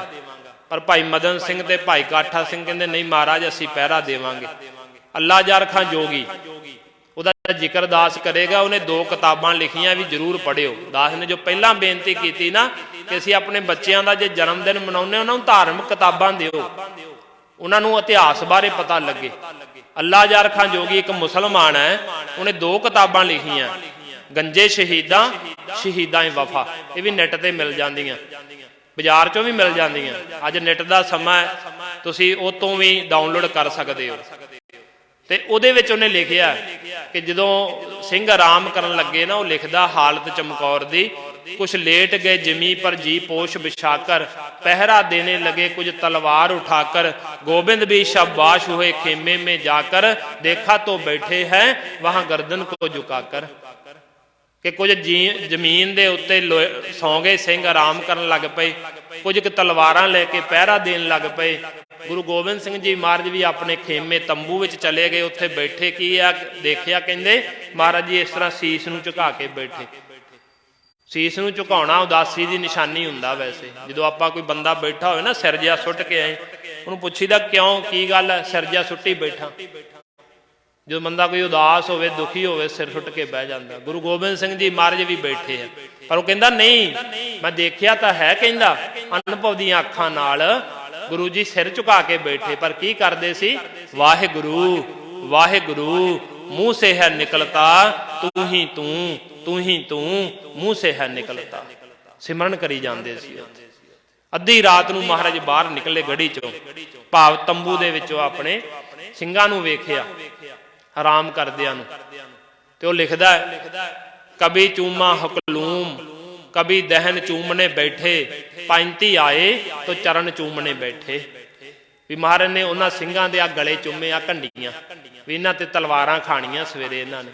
मत्थे चूमे महाराज जी ने उन्हां दे, जो ਸਿੰਘਾਂ दे पैरां वल्ली आए ना, महाराज ने उन्हां दे पैरां नूं चूमिया। वो कहंदा अल्लाह जरखां जोगी, कहंदा मैं दुनिया विच वेखिया, कहंदा देखिया तो कहंदा दूर, सुनिया भी नहीं अज तक कि किसी रहबर ने अपने मुरीदां दे नाल इन्ना प्यार किया होवे। कहंदा गुरु गोबिंद सिंह जी महाराज अपने प्यारियां नूं, अपने सिखां नूं किन्ना प्यार करदे ने। उन्हें फिर वचन लिखे, इंसाफ करे तो जमाना, इंसाफ करे तो जमाना यकीन है, कह दो कि गुरु गोबिंद सिंह का सानी नहीं है। वो कहंदा करतार की सुगंध है, नानक की कसम है, जितनी तारीफ हो गोबिंद की वो कम है। वो कहंदा गुरु गोबिंद सिंह जी महाराज की जिन्नी तारीफ की जावे वो थोड़ी है। मैं करतार की सुगंध खा के नानक की कसम खा के गल कहना कि जे जमाना कहते इंसाफ करे गुरु गोबिंद सिंह जी दे नाल तो हर मनुख के अंदरों ये गल निकलेगी कि गुरु गोबिंद सिंह जी महाराज का कोई भी सानी नहीं, महाराज की कोई बराबरी नहीं कर सकता। ਤਾਂ ਹੀ ਭਾਈ ਸੰਤੋਖ ਸਿੰਘ जी ने लिखिया ना, जे गुरु गोबिंद सिंह जी महाराज ना हुंदे इस हिंदुस्तान का अज इतिहास कुछ होर हुंदा। वो लिखते ने छाए जाती एकता अनेकता बिलाए जाती होवती कुचीलता कतेबन कुरान की पाप ही परपक जाते धर्म तसक जाते वर्ण गरक जाते साहित्य विधान की देवी देव दोहरे संतोख सिंह दूर होते रीत मिट जाती कथा वेदन पुराण की श्री गुरु गोबिंद सिंह पावन पवन पवन सूर जो मूर्त न होती करुणा निधान की।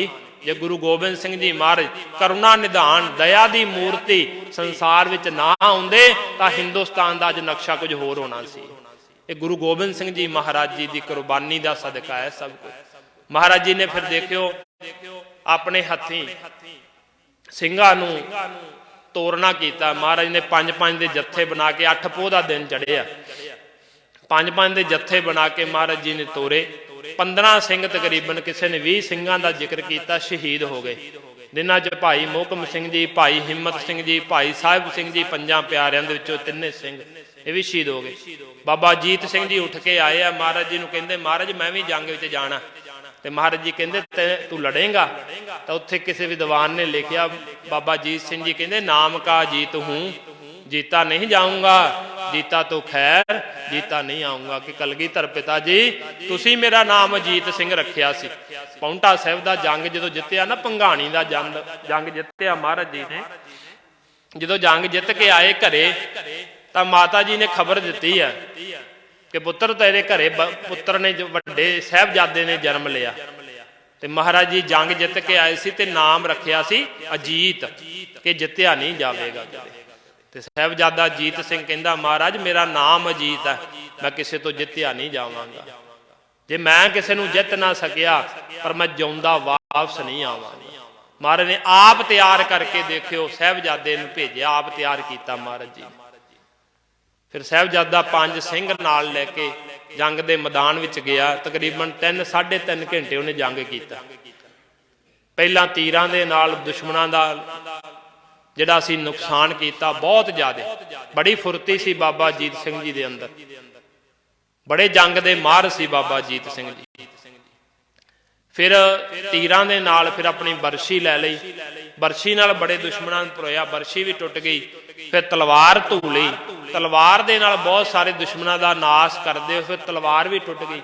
फिर कहंदे इक्को दम तीरां गोलियां हज़ारां ही बंदूकां दे विचों गोलियां चलियां साहिबजादा अजीत सिंह दी छाती च लगियां। आके जदों छाती च लगियां बाबा अजीत सिंह जी ने चमकौर की जिहड़ी कच्ची गढ़ी सी उहदे उत्ते महाराज जी खड़े देखते पे। महाराज ने बाबा अजीत सिंह ने उधर मूँह करके फतेह बुला के शहीदी प्राप्त की। तो गुरु गोबिंद सिंह जी महाराज कहते हैं शाबाश पिसर खूब दलेरी से लड़े हो, हाँ क्यों ना हो गुरु गोबिंद सिंह के फरजंद बड़े हो। महाराज कहते मेरे पुत्र शाबाश है तेनू बड़ी दलेरी ना लड़िया, हाँ क्यों ना होवे क्योंकि तू गुरु गोबिंद सिंह जी का बड़ा पुत्र है। फिर जो अपने भरा की शहीदी वेख्या शहादत वेख्या बाबा जुझार सिंह जी उठ के आए आके महाराज नूं कहंदे अल्लाह जार खां जोगी लिखदा है। महाराज नूं कहण लगे पिताजी भाई से बिछड़ कर जीना नहीं आता, खाना नहीं पीना नहीं सोना नहीं बहता। भी महाराज मैनू अपने भरा तो विछड़ के कुछ नहीं चंगा लगता, ना खाना चंगा लगता ना पीना चंगा लगता ना सोना चंगा लगता, मैं भी जंग विच जाना। पिताजी कहन लगे पुत्र तेनू लड़ना आउंदा? बाबा जुझार सिंह जी कहंदे पिताजी जे मैनू लड़ना नहीं आउंदा तलवार हाथ विच फड़ के मैं अपना गला तो किसी दुश्मन की तलवार के उत्ते जाके रख सकदा ना, शहीद तो मैं हो सकदा ना, जरूरी तो नहीं कि लड़ना ही आना चाहिए। फिर महाराज जी ने अपने पुत्र नूं आप तैयार किया। अपने कमर कस्से दे विचों छोटा तेगा दिता, नीमचा लिखिया। भाई रतन सिंह भंगू ने पंथ प्रकाश के अंदर नीमचा लिखिया भी छोटा तेगा। छोटा तेगा दे के बाबा जुझार सिंह जी नूं दे के तोरिया। ते महाराज जी ने भाई दया सिंह नूं कहा दया सिंह मेरे भत्था भर दे मेरा। ਭੱਥਾ ਭਰਦੇ ਤੀਰਾਂ ਦੇ ਨਾਲ। ਭਾਈ ਦਇਆ ਸਿੰਘ ਕਹਿੰਦਾ ਮਹਾਰਾਜ ਕਿਉਂ?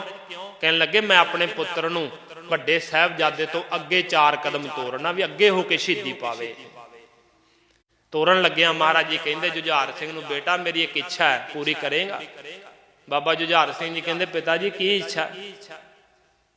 महाराज जी कहने लगे बेटा ख्वाहिश है तुम्हें तेग चलाते हुए देखें। महाराज कहने लगे मेरी ये इच्छा है, ख्वाहिश है तुम्हें तेग चलाते हुए देखें, इन आंखों से तुम्हें बरशी खाते हुए देखे। महाराज कहने लगे पुत्र जुझार सिंह मेरी इच्छा है तेन मैं जंग के मैदान के अंदर तेग तलवार चलाउंदियां होइयां देखा, तेरे सीने में आके बरशी वजे ते मैं अपनी अखां दे नाल वेखां। है दुनिया में इहो जिहा कोई पिता? है कोई पिता? इत्थे तां कहंदे हिंदुस्तान दे विच इतिहास दसदा, हिंदुस्तान दे विच जिहड़े कई धर्म होए उन्हां दे विच इहो जिहे भी रहबर होए। रामचंद्र जी दी जे आपां गल करी, उहदे पिता दशरथ ने 14 साल का बनवास देता अपने पुत्र रामचंद्र नूं, जिहनूं भगवान कहा जाता, भगवान करके लोग पूजते उहनूं। उन्होंने 14 साल का बनवास हो गया। दशरथ ने दिता अपनी घरवाली के कहण ते, ककई के कहण ते। उन्होंने यह सी ककई नूं कि ये किते राजा ना बन जाए, भी मेरा पुत्र है जिहड़ा वो राजा बनना चाहिए। उन्हें 14 साल का बनवास दवा दिता। हुण दशरथ नूं पता कि मेरा पुत्र रामचंद्र 14 साल बाद वापस आ जाना है, पर पुत्र मोह दे विच महल ते चढ़ गया, वेखदा पिया रामचंद्र नूं, जा रहे ने श्री रामचंद्र जी, उन्होंने वेखदा पिया। कहंदे जदों अखां तो ओले हो गए ना, महल तो छाल मार के मर गया, पुत्र दा विछोड़ा नहीं चल सकिया। ते इत्थे कलगियां वाले धन गुरु गोबिंद सिंह जी महाराज, पता मेरे पुत्रा ने वापस नहीं आना, मेरे पुत्रा ने वापस नहीं आना।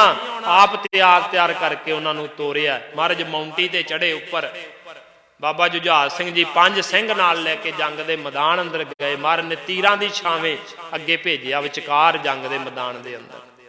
फिर बाबा जुझार सिंह जी ने बड़े हथ विखाए। वो कहंदे ने कि गुरु गोबिंद सिंह जी महाराज का छोटा साहिबजादा है, जिउंदा नहीं वापस जाना चाहिए, पर दुश्मनों नूं भाजड़ पा दी बाबा जुझार सिंह जी ने। बहुत खूब लड़े, कदे वो पढ़े हो गंजे शहीदा, क्योंकि इन्ना अपने को समा नहीं, बहुत समा चाहिए इतिहास नूं सुनाउण वास्ते। सदियां ही लग जाणगियां, महाराज दा इतिहास नहीं मुकना, समा मुक जांदा हुंदा है। पर वेखियो बाबा जुझार सिंह जी उधरों कहते शाम नूं सूरज छिप गया तो उधरों बाबा जुझार सिंह जी भी शहीद हो गए। कलगीधर पिता जी ने उत्थे उत्ते खड़ के जकारे छड्डे आ ते नाल महाराज जी ने बचन कहे सी, अज खालसा जिहड़ा खास हो गया सतगुरां दे दरबार दे विच। फिर महाराज जी नूं भाई दया सिंह जी उन्होंने बेनती की, महाराज तुसी चले जाओ इत्थों। पहला पुत्रां बारे भी बेनती की। महाराज कहंदे मैं पुत्रां विच सिंघां विच कदे फर्क नहीं जाणिया, हुण मैं कमर कस्सा कर लिया, सवेरे जंग विच आप जावांगा। पर भाई दया सिंह कहंदे नहीं महाराज, तुसी रहोगे तो साडे वर्गे अनेकां बना लओगे, तुसी चले जाओ। फिर रणनीति तैयार की महाराज जी ने कि महाराज कहंदे कुछ क सिंह गढ़ी विच रहणगे, फिर सारे नहीं जाणगे। जे सारे चले गए फिर तो दुश्मनों को पता लग जाएगा ना भी असीं दूर तक चले जाइए। तो महाराज कहंदे गढ़ी विचों तीर ते गोलियां चलते रहने चाहिए, ये भी रणनीति है। तो महाराज जी ने फिर महाराज दे नाल 3 सिंह तैयार किए गए, भाई दया सिंह, भाई धर्म सिंह ते भाई मान सिंह। ये 3 सिंह महाराज जी दे नाल तैयार हुए जान वास्ते।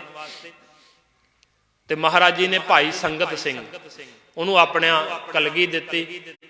महाराज जी दे नाल उहदा चेहरा मोहरा मिलता सी। महाराज कहंदे तैनू कलगी तोड़ा दे के, महाराज ने अपनी पोशाक दे के उन्होंने कि तू उपर बहना, दुश्मनों को उन्ना चिर भुलेखा पिया रहे कि गुरु गढ़ी दे विच है।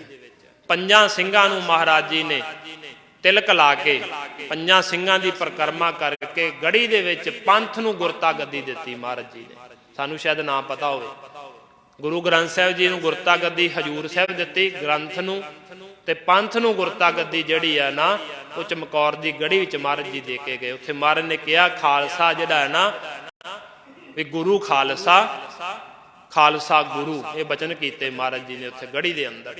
5 सिंघां नूं गुरता गद्दी दिती महाराज ने पंथ दी। तां असीं पंथ ते ग्रंथ मनदे हां, दोवें चीज़ां। ਪੰਥ ਤੇ ਗ੍ਰੰਥ ਦੀ ਤਾਬਿਆ ਰਹਿੰਦੇ ਆ ਅਸੀਂ। ਮਹਾਰਾਜ ਜੀ ਉੱਥੋਂ ਚੱਲੇ ਤੇ ਅੱਗੇ ਦੂਸਰੇ ਪਾਸੇ ਮਾਤਾ ਗੁਜਰ ਕੌਰ ਜੀ ਜਿਹੜੇ ਸੀ ਸਫ਼ਰ ਕਰਦੇ ਹੋਏ ਗੰਗੂ ਨੇ ਉਹਨੂੰ ਮਿਲੇ।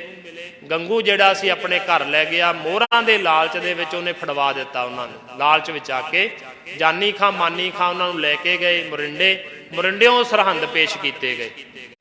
ਜਦੋਂ ਸਰਹੰਦ ਪਹੁੰਚੇ, ਸਰਹੰਦ ਜਦੋਂ ਗਏ ਨੇ ਤੇ ਹੁਣ ਵਜ਼ੀਰ ਖਾਂ ਸੀ ਜਿਹੜਾ ਉਹ ਪਹਿਲਾਂ ਹੀ ਅੱਕਿਆ ਹੋਇਆ ਸੀ ਕਿ ਗੁਰੂ ਫੜਿਆ ਨਹੀਂ ਗਿਆ, ਚਮਕੌਰ ਦੀ ਗੜੀ ਵਿੱਚੋਂ ਗੁਰੂ ਨਿਕਲ ਗਿਆ। ਤੇ ਉਹਨੇ ਕਿਹਾ ਚਲੋ ਠੀਕ ਹੈ, ਉਹਦੇ ਪੁੱਤਰ ਤੇ ਮਾਤਾ ਤਾਂ ਸਾਡੇ ਹੱਥ ਵਿੱਚ ਆ ਗਏ ਨੇ ਨਾ, ਇਹਦੇ ਵਿੱਚ ਹੀ ਜਿੱਤ ਸਮਝੀ ਉਹਨੇ। ਫਿਰ ਛੋਟੇ ਛੋਟੇ ਜਿਹੜੇ ਬੱਚੇ ਸਾਡੇ ਤਾਂ ਬਾਬੇ ਨੇ, ਉਹ ਬਾਬਾ ਜੋਰਾਵਰ ਸਿੰਘ ਜੀ, ਬਾਬਾ ਫਤਿਹ ਸਿੰਘ, 7 ਤੇ 9 ਸਾਲ ਦੀ ਉਮਰ ਆ ਉਹਨਾਂ ਦੀ। ਫਿਰ ਬੜੇ ਤਸ਼ੱਦਦ ਕੀਤੇ ਗਏ, ਉਹਨਾਂ ਨੂੰ ਭੁੱਖਾ ਪਿਆਸੇ ਰੱਖਿਆ ਗਿਆ ਠੰਡੇ ਬੁਰਜ ਦੇ ਵਿੱਚ।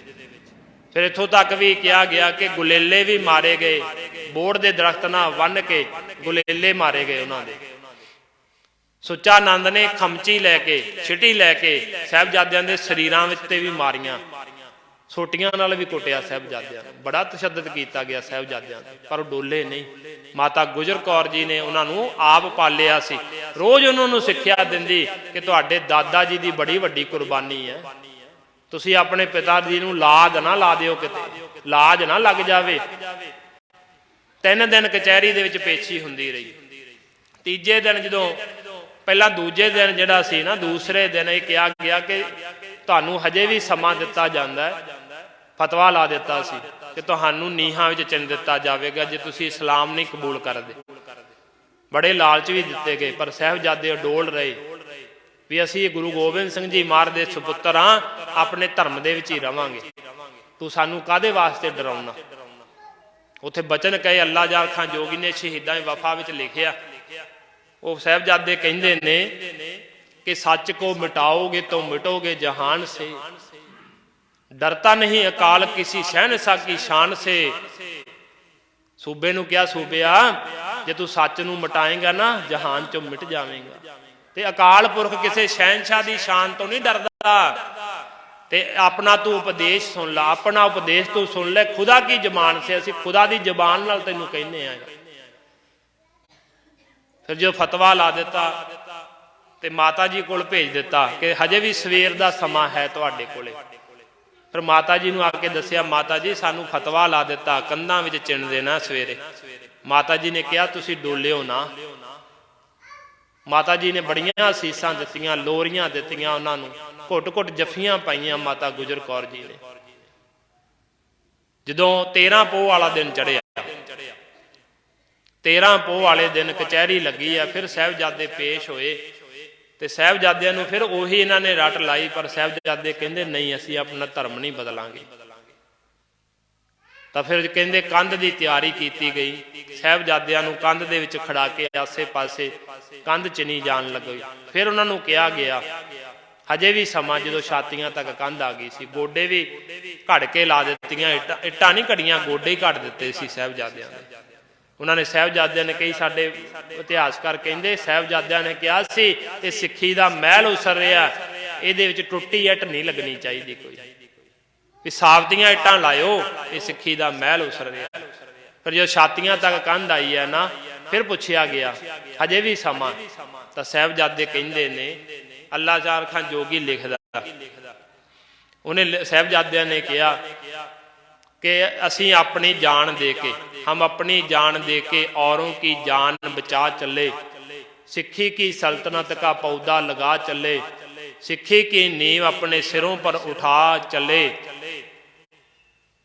साहिबजादियां ने कहा कि असीं सिक्खी की सल्तनत का पौधा ला के चले हैं, सिक्खी की नींव असीं सिरा सिर दे के रख के चले हैं। बस ताज और तख्त अब कौम पाएगी, दुनिया तो जालमां दा निशान तक मिटाएगी। साहिबजादे ने कहा सूबिया बहुता समा नहीं होना, आ जिहड़े तख्त ते ताज दा तू मान करदा ना, ये कौम साडी नूं मिलना हुण बहुता समा नहीं लगेगा। फिर कहंदे साहिब कंध चिनी गई ते साहिबजादे बेहोश हो गए। कईयां ने कंधां विच चिन के शहीद करन दा जिक्र कीता है, पर जे कलगीधर पातशाह जी दा जफरनामा पढ़ीए ना, ਉਹਦੇ ਚ ਮਹਾਰਾਜ ਜੀ ਕਹਿੰਦੇ ਤੂੰ ਮੇਰੇ 4 ਪੁੱਤਰ ਕੋਹ ਕੇ ਮਾਰੇ ਨੇ, ਕੋਹ ਕੇ ਮਾਰੇ ਸ਼ਸਤਰਾਂ ਦੇ ਨਾਲ। ਛੋਟੇ ਸਾਹਿਬਜ਼ਾਦੇ ਜਿਹੜੇ ਨੇ ਉਹ ਖੀਰ ਛੋਰ ਸੀ, ਦੁੱਧ ਚੁੰਗਦੇ ਬੱਚੇ महाराज ने लिखिया कि शीरखोर वो बच्चे जिहड़े तू कतल कीते ने उन्होंने कोह के मारिया। तो उत्थे लिखिया कि जदों बेहोश कंध डिग पई साहिबजादे बेहोश हो गए, फिर उन्हां दियां इत्थों ना खंजर दे नाल साहिबजादियां दियां साह रगां वड्डियां गईयां, साह रग वड्ड के उन्होंने शहीद किया गया। ये गुरु गोबिंद सिंह जी महाराज ने जो बचन लिखे कि मेरे बच्चे कोह के मारे, तो वह कोह के मारिया गया, भाव उन्होंने साह रग घटती भी तड़फ तड़फ के आपे मरनगे। इस तरह साहिबजादियां नूं शहीद किया गया, उन्हें शहादत का जाम पीता। माता गुजर कौर जी नूं पता लगा, वह भी शहीद हो गए, वो भी परवाज कर गए, अपनी आत्मा जिहड़ी परमात्मा विच मेल लई। फिर इत्थे जिक्र आउंदा मोती महरे दा, उन्होंने भी दुध पियाया। तो जदों उहदी सेवा का पता लगा सी ना, तो उहदा भी परिवार कोल्लू विच पीड़ दिता गया सी। ਉਹਨੂੰ ਉਹਦੀ ਘਰਵਾਲੀ, ਉਹਦੀ ਬੁੱਢੜੀ ਮਾਤਾ, ਉਹਦਾ ਇੱਕ ਛੋਟਾ ਜਿਹਾ ਬੱਚਾ ਸੀ, ਸਾਰੇ ਜੀਆਂ ਨੂੰ ਕੋਲੂ ਵਿੱਚ ਪੀੜ ਕੇ ਸ਼ਹੀਦ ਕਰ ਦਿੱਤਾ ਗਿਆ ਕਿ ਤੂੰ ਇਹਨਾਂ ਨੂੰ, ਇਹ ਬਾਗੀ ਨੇ ਸਰਕਾਰ ਦੇ, ਇਹਨਾਂ ਨੂੰ ਦੁੱਧ ਕਿਉਂ ਪਿਆਇਆ, ਇਹ ਬਾਗੀ ਨੇ ਸਰਕਾਰ ਦੇ। ਇਸ ਕਰਕੇ ਹੁਣ ਜਿਹੜਾ ਗੁਰੂ ਗੋਬਿੰਦ ਸਿੰਘ ਜੀ ਮਹਾਰਾਜ ਨਾਲ ਸੰਬੰਧ ਰੱਖਦਾ ਸੀ ਉਹ ਸਾਰੇ ਬਾਗੀ, ਤੇ ਅਸੀਂ ਗੁਰੂ ਗੋਬਿੰਦ ਸਿੰਘ ਜੀ ਨਾਲ ਸੰਬੰਧ ਰੱਖਣ ਵਾਲੇ ਅੱਜ ਵੀ ਬਾਗੀ ਆ, ਸਾਨੂੰ ਵੀ ਬਾਗੀ ਕਿਹਾ ਜਾਂਦਾ ਨਾ। ਜਿਹਦਾ ਸੰਬੰਧ ਗੁਰੂ ਗੋਬਿੰਦ ਸਿੰਘ ਜੀ ਨਾਲ ਹੈ ਉਹ ਬਾਗੀ ਆ, ਬਸ ਸਰਕਾਰ ਦੀ ਨਿਗਾਹ ਦੇ ਵਿੱਚ ਉਹ ਬਾਗੀ ਹੀ ਰਹੇਗਾ, ਕਿਉਂਕਿ ਗੁਰੂ ਗੋਬਿੰਦ ਸਿੰਘ ਜੀ ਮਹਾਰਾਜ ਬਾਗੀ ਨੇ ਨਾ। ਤੇ ਜਿਹੜਾ ਉਹਨਾਂ ਦੇ ਰਸਤੇ ਤੇ ਚੱਲੇਗਾ, ਸਰਕਾਰਾਂ ਦੇ ਸਾਹਮਣੇ ਖੜੇਗਾ ਅੜੇਗਾ, ਉਹ ਬਾਗੀ ਹੋਵੇਗਾ ਨਾ। ਫਿਰ ਗੁਰੂ ਗੋਬਿੰਦ ਸਿੰਘ ਜੀ ਮਹਾਰਾਜ ਸਰਕਾਰਾਂ ਦੇ ਸਾਹਮਣੇ ਖੜੇ ਨੇ ਨਾ, ਮੱਥਾ ਲਾਇਆ ਸਰਕਾਰਾਂ ਦੇ ਨਾਲ, ਸਾਹਿਬਜ਼ਾਦਿਆਂ ਨੇ ਵੀ ਮੱਥਾ ਲਾਇਆ, ਉਹ ਵੀ ਬਾਗੀ ਨੇ। ਤਾਂ ਹੀ ਸੁੱਚਾ ਨੰਦ ਨੇ ਕਿਹਾ ਸੀ ਨਾ, ਇਹ ਬਾਗੀ ਨੇ, ਸੱਪ ਦੇ ਬੱਚੇ ਸਪੋਲੀਏ ਹੀ ਹੁੰਦੇ ਨੇ, ਇਹਨਾਂ ਨੂੰ ਛੱਡਣਾ ਜਿਹੜਾ ਹੈ ਇਹ ਸਿਆਣਪ ਨਹੀਂ ਹੈਗੀ। ਸੁੱਚਾ ਨੰਦ ਨੇ ਗੱਲ ਕਹੀ ਸੀ। ਤੇ ਇਸ ਕਰਕੇ ਖਾਲਸਾ ਬਾਗੀ ਹੋਈ ਰਿਹਾ ਬਸ। ਗੁਰੂ ਗੋਬਿੰਦ ਸਿੰਘ ਜੀ ਮਹਾਰਾਜ ਜੀ ਦੇ ਚਾਰੇ ਸਾਹਿਬਜ਼ਾਦੇ, ਮਾਤਾ ਗੁਜਰ ਕੌਰ ਜੀ ਨੇ ਇਸ ਤਰ੍ਹਾਂ ਸ਼ਹਾਦਤ ਪ੍ਰਾਪਤ ਕੀਤੀ। ਤੇ ਦੇਖਿਓ ਸਮਾਂ ਥੋੜਾ ਹੀ ਹੋਇਆ, ਜੋ ਸਾਹਿਬਜ਼ਾਦਿਆਂ ਨੇ ਬਚਨ ਕਹੇ ਸੀ ਨਾ कि ताज और तख्त अब बस कौम पाएगी, जालमों का नाम दुनिया तो मिटाऊगी कौम साडी। ते थोड़ा ही समा बाबा बंदा सिंह जी बहादुर ने 1710 दे विच, ते जोगी अल्लाह जार खां जोगी ने लिखिया, जोगी जी बस होई थोड़ी देर सी, बस्ती सरहंद ईटों का ढेर थी। भी थोड़ी देर ही लगी, उदों बाद किन्ना क समा लगा, किते 1704 दे विच शहीदियां होईयां ना, ਤੇ 1710 ਦੇ ਵਿੱਚ 6 ਸਾਲਾਂ ਬਾਅਦ ਬਾਬਾ ਬੰਦਾ ਸਿੰਘ ਬਹਾਦਰ ਨੇ ਸਰਹੰਦ ਨੂੰ ਢਾਹ ਕੇ ਮਲੀਆ ਮੇਟ ਕਰਕੇ ਉਹਦਾ ਉੱਥੇ ਫਤਿਹਗੜ੍ਹ ਸਾਹਿਬ ਅਸਥਾਨ ਬਣਾਇਆ। ਉਹਨੂੰ ਆਪਾਂ ਹੁਣ ਫਤਿਹਗੜ੍ਹ ਸਾਹਿਬ ਹੀ ਕਹਿੰਦੇ ਨਾ। ਸਾਹਿਬਜ਼ਾਦਾ ਫਤਿਹ ਸਿੰਘ ਦੇ ਨਾਂ ਦੇ ਉੱਤੇ ਉਹਦਾ ਸਥਾਨ ਦਾ ਨਾਂ ਰੱਖਿਆ ਤੇ ਖਾਲਸਾਈ ਨਿਸ਼ਾਨ, ਖਾਲਸੇ ਦਾ ਰਾਜ ਕਾਇਮ ਕੀਤਾ। ਉਸ ਸਰਹੰਦ ਦੀ ਧਰਤੀ ਤੋਂ ਫਤਿਹਗੜ੍ਹ ਸਾਹਿਬ ਬਣਾ ਕਰਕੇ ਉਹ ਤਾਜ ਤੇ ਤਖਤ ਜਿਹੜਾ ਖਾਲਸੇ ਦੇ ਹੱਥ ਵਿੱਚ ਆਇਆ। ਸੋ ਉਹਨਾਂ ਸ਼ਹੀਦਾਂ ਨੂੰ, ਸਮੂਹ ਸ਼ਹੀਦਾਂ ਨੂੰ ਆਪਾਂ ਸਾਰਿਆਂ ਨੇ ਯਾਦ ਕੀਤਾ। ਸਤਿਗੁਰੂ ਜੀ ਸਾਡੇ ਸਾਰਿਆਂ ਤੇ ਦਇਆ ਕਰਨ। ਬੜੇ ਪਿਆਰ ਦੇ ਨਾਲ ਤੁਸੀਂ ਸੁਣਿਆ। ਇਤਿਹਾਸ ਤਾਂ ਬਹੁਤ ਲੰਮਾ ਹੁੰਦਾ, ਪਰ ਫਿਰ ਵੀ ਚਲੋ ਸਤਿਗੁਰਾਂ ਨੇ ਜਿੰਨਾ ਸਮਾਂ ਬਖਸ਼ਿਆ ਆਪਾਂ ਸਤਿਗੁਰਾਂ ਦੇ ਕੋਲ ਆ ਕੇ ਬੈਠੇ। ਬਸ ਅਸੀਂ ਇਹੀ ਪ੍ਰਣ ਕਰਕੇ ਜਾਈਏ ਸਾਹਿਬਜ਼ਾਦਿਆਂ ਨਾਲ, ਗੁਰੂ ਗੋਬਿੰਦ ਸਿੰਘ ਜੀ ਮਹਾਰਾਜ ਨਾਲ, ਕਿ ਮਹਾਰਾਜ ਸਾਨੂੰ ਸਮੱਤ ਬਖਸ਼ੋ, ਅਸੀਂ ਗੁਰਮਤ ਦੇ ਧਾਰਨੀ ਬਣ ਜਾਈਏ, ਤੁਹਾਡੇ ਪੁੱਤਰ ਬਣ ਜਾਈਏ। ਕਿਉਂਕਿ ਮਹਾਰਾਜ ਨੇ ਆਪਣੇ 4 ਵਾਰ ਕੇ ਬਚਨ ਕਹੇ ਸੀ, ਇਨ ਪੁੱਤਰਨ ਕੇ ਸੀਸ ਪਰ ਵਾਰ ਦੀਏ ਸੁਤ 4, 4 ਮੋਏ ਤੋਂ ਕਿਆ ਭਇਆ ਜੀਵਤ ਲੱਖ ਹਜ਼ਾਰ। ਆਪਣੇ ਲਾਇਕ ਪੁੱਤਰ, ਆਗਿਆਕਾਰ ਪੁੱਤਰ ਮਹਾਰਾਜ ਨੇ ਸਾਡੇ ਨਲਾਇਕਾਂ ਤੋਂ ਵਾਰੇ ਨੇ। ਅਸੀਂ ਨਲਾਇਕ ਹਾਂ ਮਹਾਰਾਜ ਦੇ, ਨਲਾਇਕ ਪੁੱਤਰ ਹਾਂ ਅਸੀਂ ਸਾਰੇ, ਪਰ ਆਪਣੇ ਲਾਇਕ ਆਗਿਆਕਾਰ ਪੁੱਤਰ ਦੇਖੋ ਕਿੰਨੇ ਆਗਿਆਕਾਰ ਹੋਣਗੇ ਉਹ, ਜਿਨ੍ਹਾਂ ਦਾ ਨਾਂ ਅਰਦਾਸ ਵਿੱਚ ਆਉਂਦਾ। ਦੇਖੋ ਗੁਰੂ ਨਾਨਕ ਸਾਹਿਬ ਦੇ ਵੀ ਪੁੱਤਰ ਨੇ, ਗੁਰੂ ਅੰਗਦ ਦੇਵ ਜੀ ਮਹਾਰਾਜ ਦੇ ਵੀ ਪੁੱਤਰ ਨੇ, ਗੁਰੂ ਅਮਰਦਾਸ ਜੀ ਮਹਾਰਾਜ ਦੇ ਵੀ ਪੁੱਤਰ ਨੇ, ਉਹਨਾਂ ਦਾ ਨਾਂ ਨਹੀਂ ਆਇਆ ਅਰਦਾਸ ਦੇ ਵਿੱਚ। ਅਰਦਾਸ ਵਿੱਚ ਉਹਨਾਂ ਦਾ ਨਾਂ ਨਹੀਂ ਨਾ ਆਇਆ, ਭਾਵੇਂ ਕਿੰਨੀ ਵੀ ਕਰਨੀ ਵਾਲੇ ਨੇ ਉਹ, ਪਰ 4 ਸਾਹਿਬਜ਼ਾਦਿਆਂ ਦਾ, 5 ਪਿਆਰਿਆਂ ਤੋਂ ਬਾਅਦ 4 ਸਾਹਿਬਜ਼ਾਦਿਆਂ ਦਾ ਨਾਂ ਆਉਂਦਾ, ਕਿਉਂਕਿ ਆਗਿਆਕਾਰੀ ਪੁੱਤਰ ਸਨ। ਤੇ ਮਹਾਰਾਜ ਨੇ ਆਪਣੇ ਆਗਿਆਕਾਰੀ ਪੁੱਤਰ, ਲਾਇਕ ਪੁੱਤਰ ਸਾਡੇ ਨਲਾਇਕਾਂ ਤੋਂ ਵਾਰ ਦਿੱਤੇ। ਤੇ ਅਸੀਂ ਹਜੇ ਵੀ ਨਲਾਇਕੀਆਂ ਹੀ ਕਰੀ ਜਾਂਦੇ ਹਾਂ। ਮਹਾਰਾਜ ਦੇ ਅੱਗੇ ਅਰਦਾਸ ਕਰੀਏ, ਮਹਾਰਾਜ ਸਾਨੂੰ ਨਲਾਇਕਾਂ ਨੂੰ ਲਾਇਕ ਬਣਾ ਲਓ, ਸਾਨੂੰ ਆਪਣੇ ਪੁੱਤਰ ਬਣਾ ਲਓ, ਸਾਨੂੰ ਅੰਮ੍ਰਿਤ ਦੀ ਦਾਤ ਦੇ ਦਿਓ, ਅਸੀਂ ਸਿੱਖ ਬਣ ਜਾਈਏ ਮਹਾਰਾਜ ਤੇਰੇ। ਇਹ ਅਰਦਾਸ ਕਰਕੇ ਜਾਈਏ, ਪ੍ਰਣ ਕਰੀਏ ਗੁਰੂ ਦੇ ਚਰਨਾਂ ਵਿੱਚ, ਤਾਂ ਹੀ ਸਾਡੇ ਇਹ ਸ਼ਹੀਦੀ ਦਿਹਾੜੇ ਮਨਾਏ ਹੋਏ ਸਫਲੇ ਨੇ। ਮਹਾਰਾਜ ਸਾਰਿਆਂ ਤੇ ਕਿਰਪਾ ਕਰਨ। ਵਿਚਾਰਾਂ ਕਰਦਿਆਂ ਹੋਇਆਂ ਅਨੇਕਾਂ ਪ੍ਰਕਾਰ ਦੀਆਂ ਭੁੱਲਾਂ ਹੋ ਜਾਣੀਆਂ ਸੁਭਾਵਿਕ ਨੇ। ਸਤਿਗੁਰੂ ਜੀ, ਸਤਿਗੁਰਾਂ ਦੀ ਸੰਗਤ ਬਖਸ਼ਣਹਾਰ ਹੈ, ਬਖਸ਼ ਲੈਣਾ ਜੀ। ਸਾਰਿਆਂ ਗੁਰੂ ਘਰ ਦੀ ਪ੍ਰਬੰਧਕ ਕਮੇਟੀ ਦਾ ਧੰਨਵਾਦ, ਸਾਰੀਆਂ ਸੰਗਤਾਂ ਦਾ ਧੰਨਵਾਦ। ਭਾਈ ਗ੍ਰੰਥੀ ਸਾਹਿਬ ਜੋ ਇੱਥੇ ਭਾਈ ਨਰਵੈਰ ਸਿੰਘ ਜੀ ਦਾਸ ਕੋਲੋਂ ਸੰਥਿਆ ਵੀ ਕਰਦੇ ਰਹੇ ਨੇ, ਗੁਰਬਾਣੀ ਦੀ ਜੋਗੇਵਾਲ ਮਹਾਂਪੁਰਸ਼ਾਂ ਦੇ ਕੋਲ ਉੱਥੇ ਰਹੇ, ਉਹਨਾਂ ਦਾ ਵੀ ਧੰਨਵਾਦ। ਰੋਮ ਰੋਮ ਕਰਕੇ ਧੰਨਵਾਦ, ਕੋਟਾਨ ਕੋਟ ਧੰਨਵਾਦ ਸ੍ਰੀ ਗੁਰੂ ਗ੍ਰੰਥ ਸਾਹਿਬ ਜੀ ਮਹਾਰਾਜ ਸੱਚੇ ਪਾਤਸ਼ਾਹ ਜੀ ਦਾ, ਜਿਨ੍ਹਾਂ ਨੇ ਸਾਨੂੰ ਇੱਥੇ ਬੈਠਣ ਦਾ ਇਹ ਸਮਾਂ ਬਖਸ਼ਿਆ। ਸਤਿਗੁਰੂ ਜੀ ਸਾਰਿਆਂ ਤੇ ਕਿਰਪਾ ਕਰਨ, ਆਪਣੇ ਦਰੋਂ ਘਰੋਂ ਗੁਰਸਿੱਖੀ ਵਾਲਾ ਜੀਵਨ, ਨਾਮ ਸਿਮਰਨ ਦਾ ਸੇਵਾ ਕਰਨ ਦੇ ਬਲ ਬਖਸ਼ਿਸ਼ ਕਰਨ, ਚੜ੍ਹਦੀਆਂ ਕਲਾਂ ਵਾਲਾ ਜੀਵਨ ਬਖਸ਼ਣ। ਸੋ ਇੱਥੇ ਹੀ ਸਮਾਪਤੀ। ਦੇਹੋ ਸੱਜਣ ਅਸੀਂ ਸੜੀ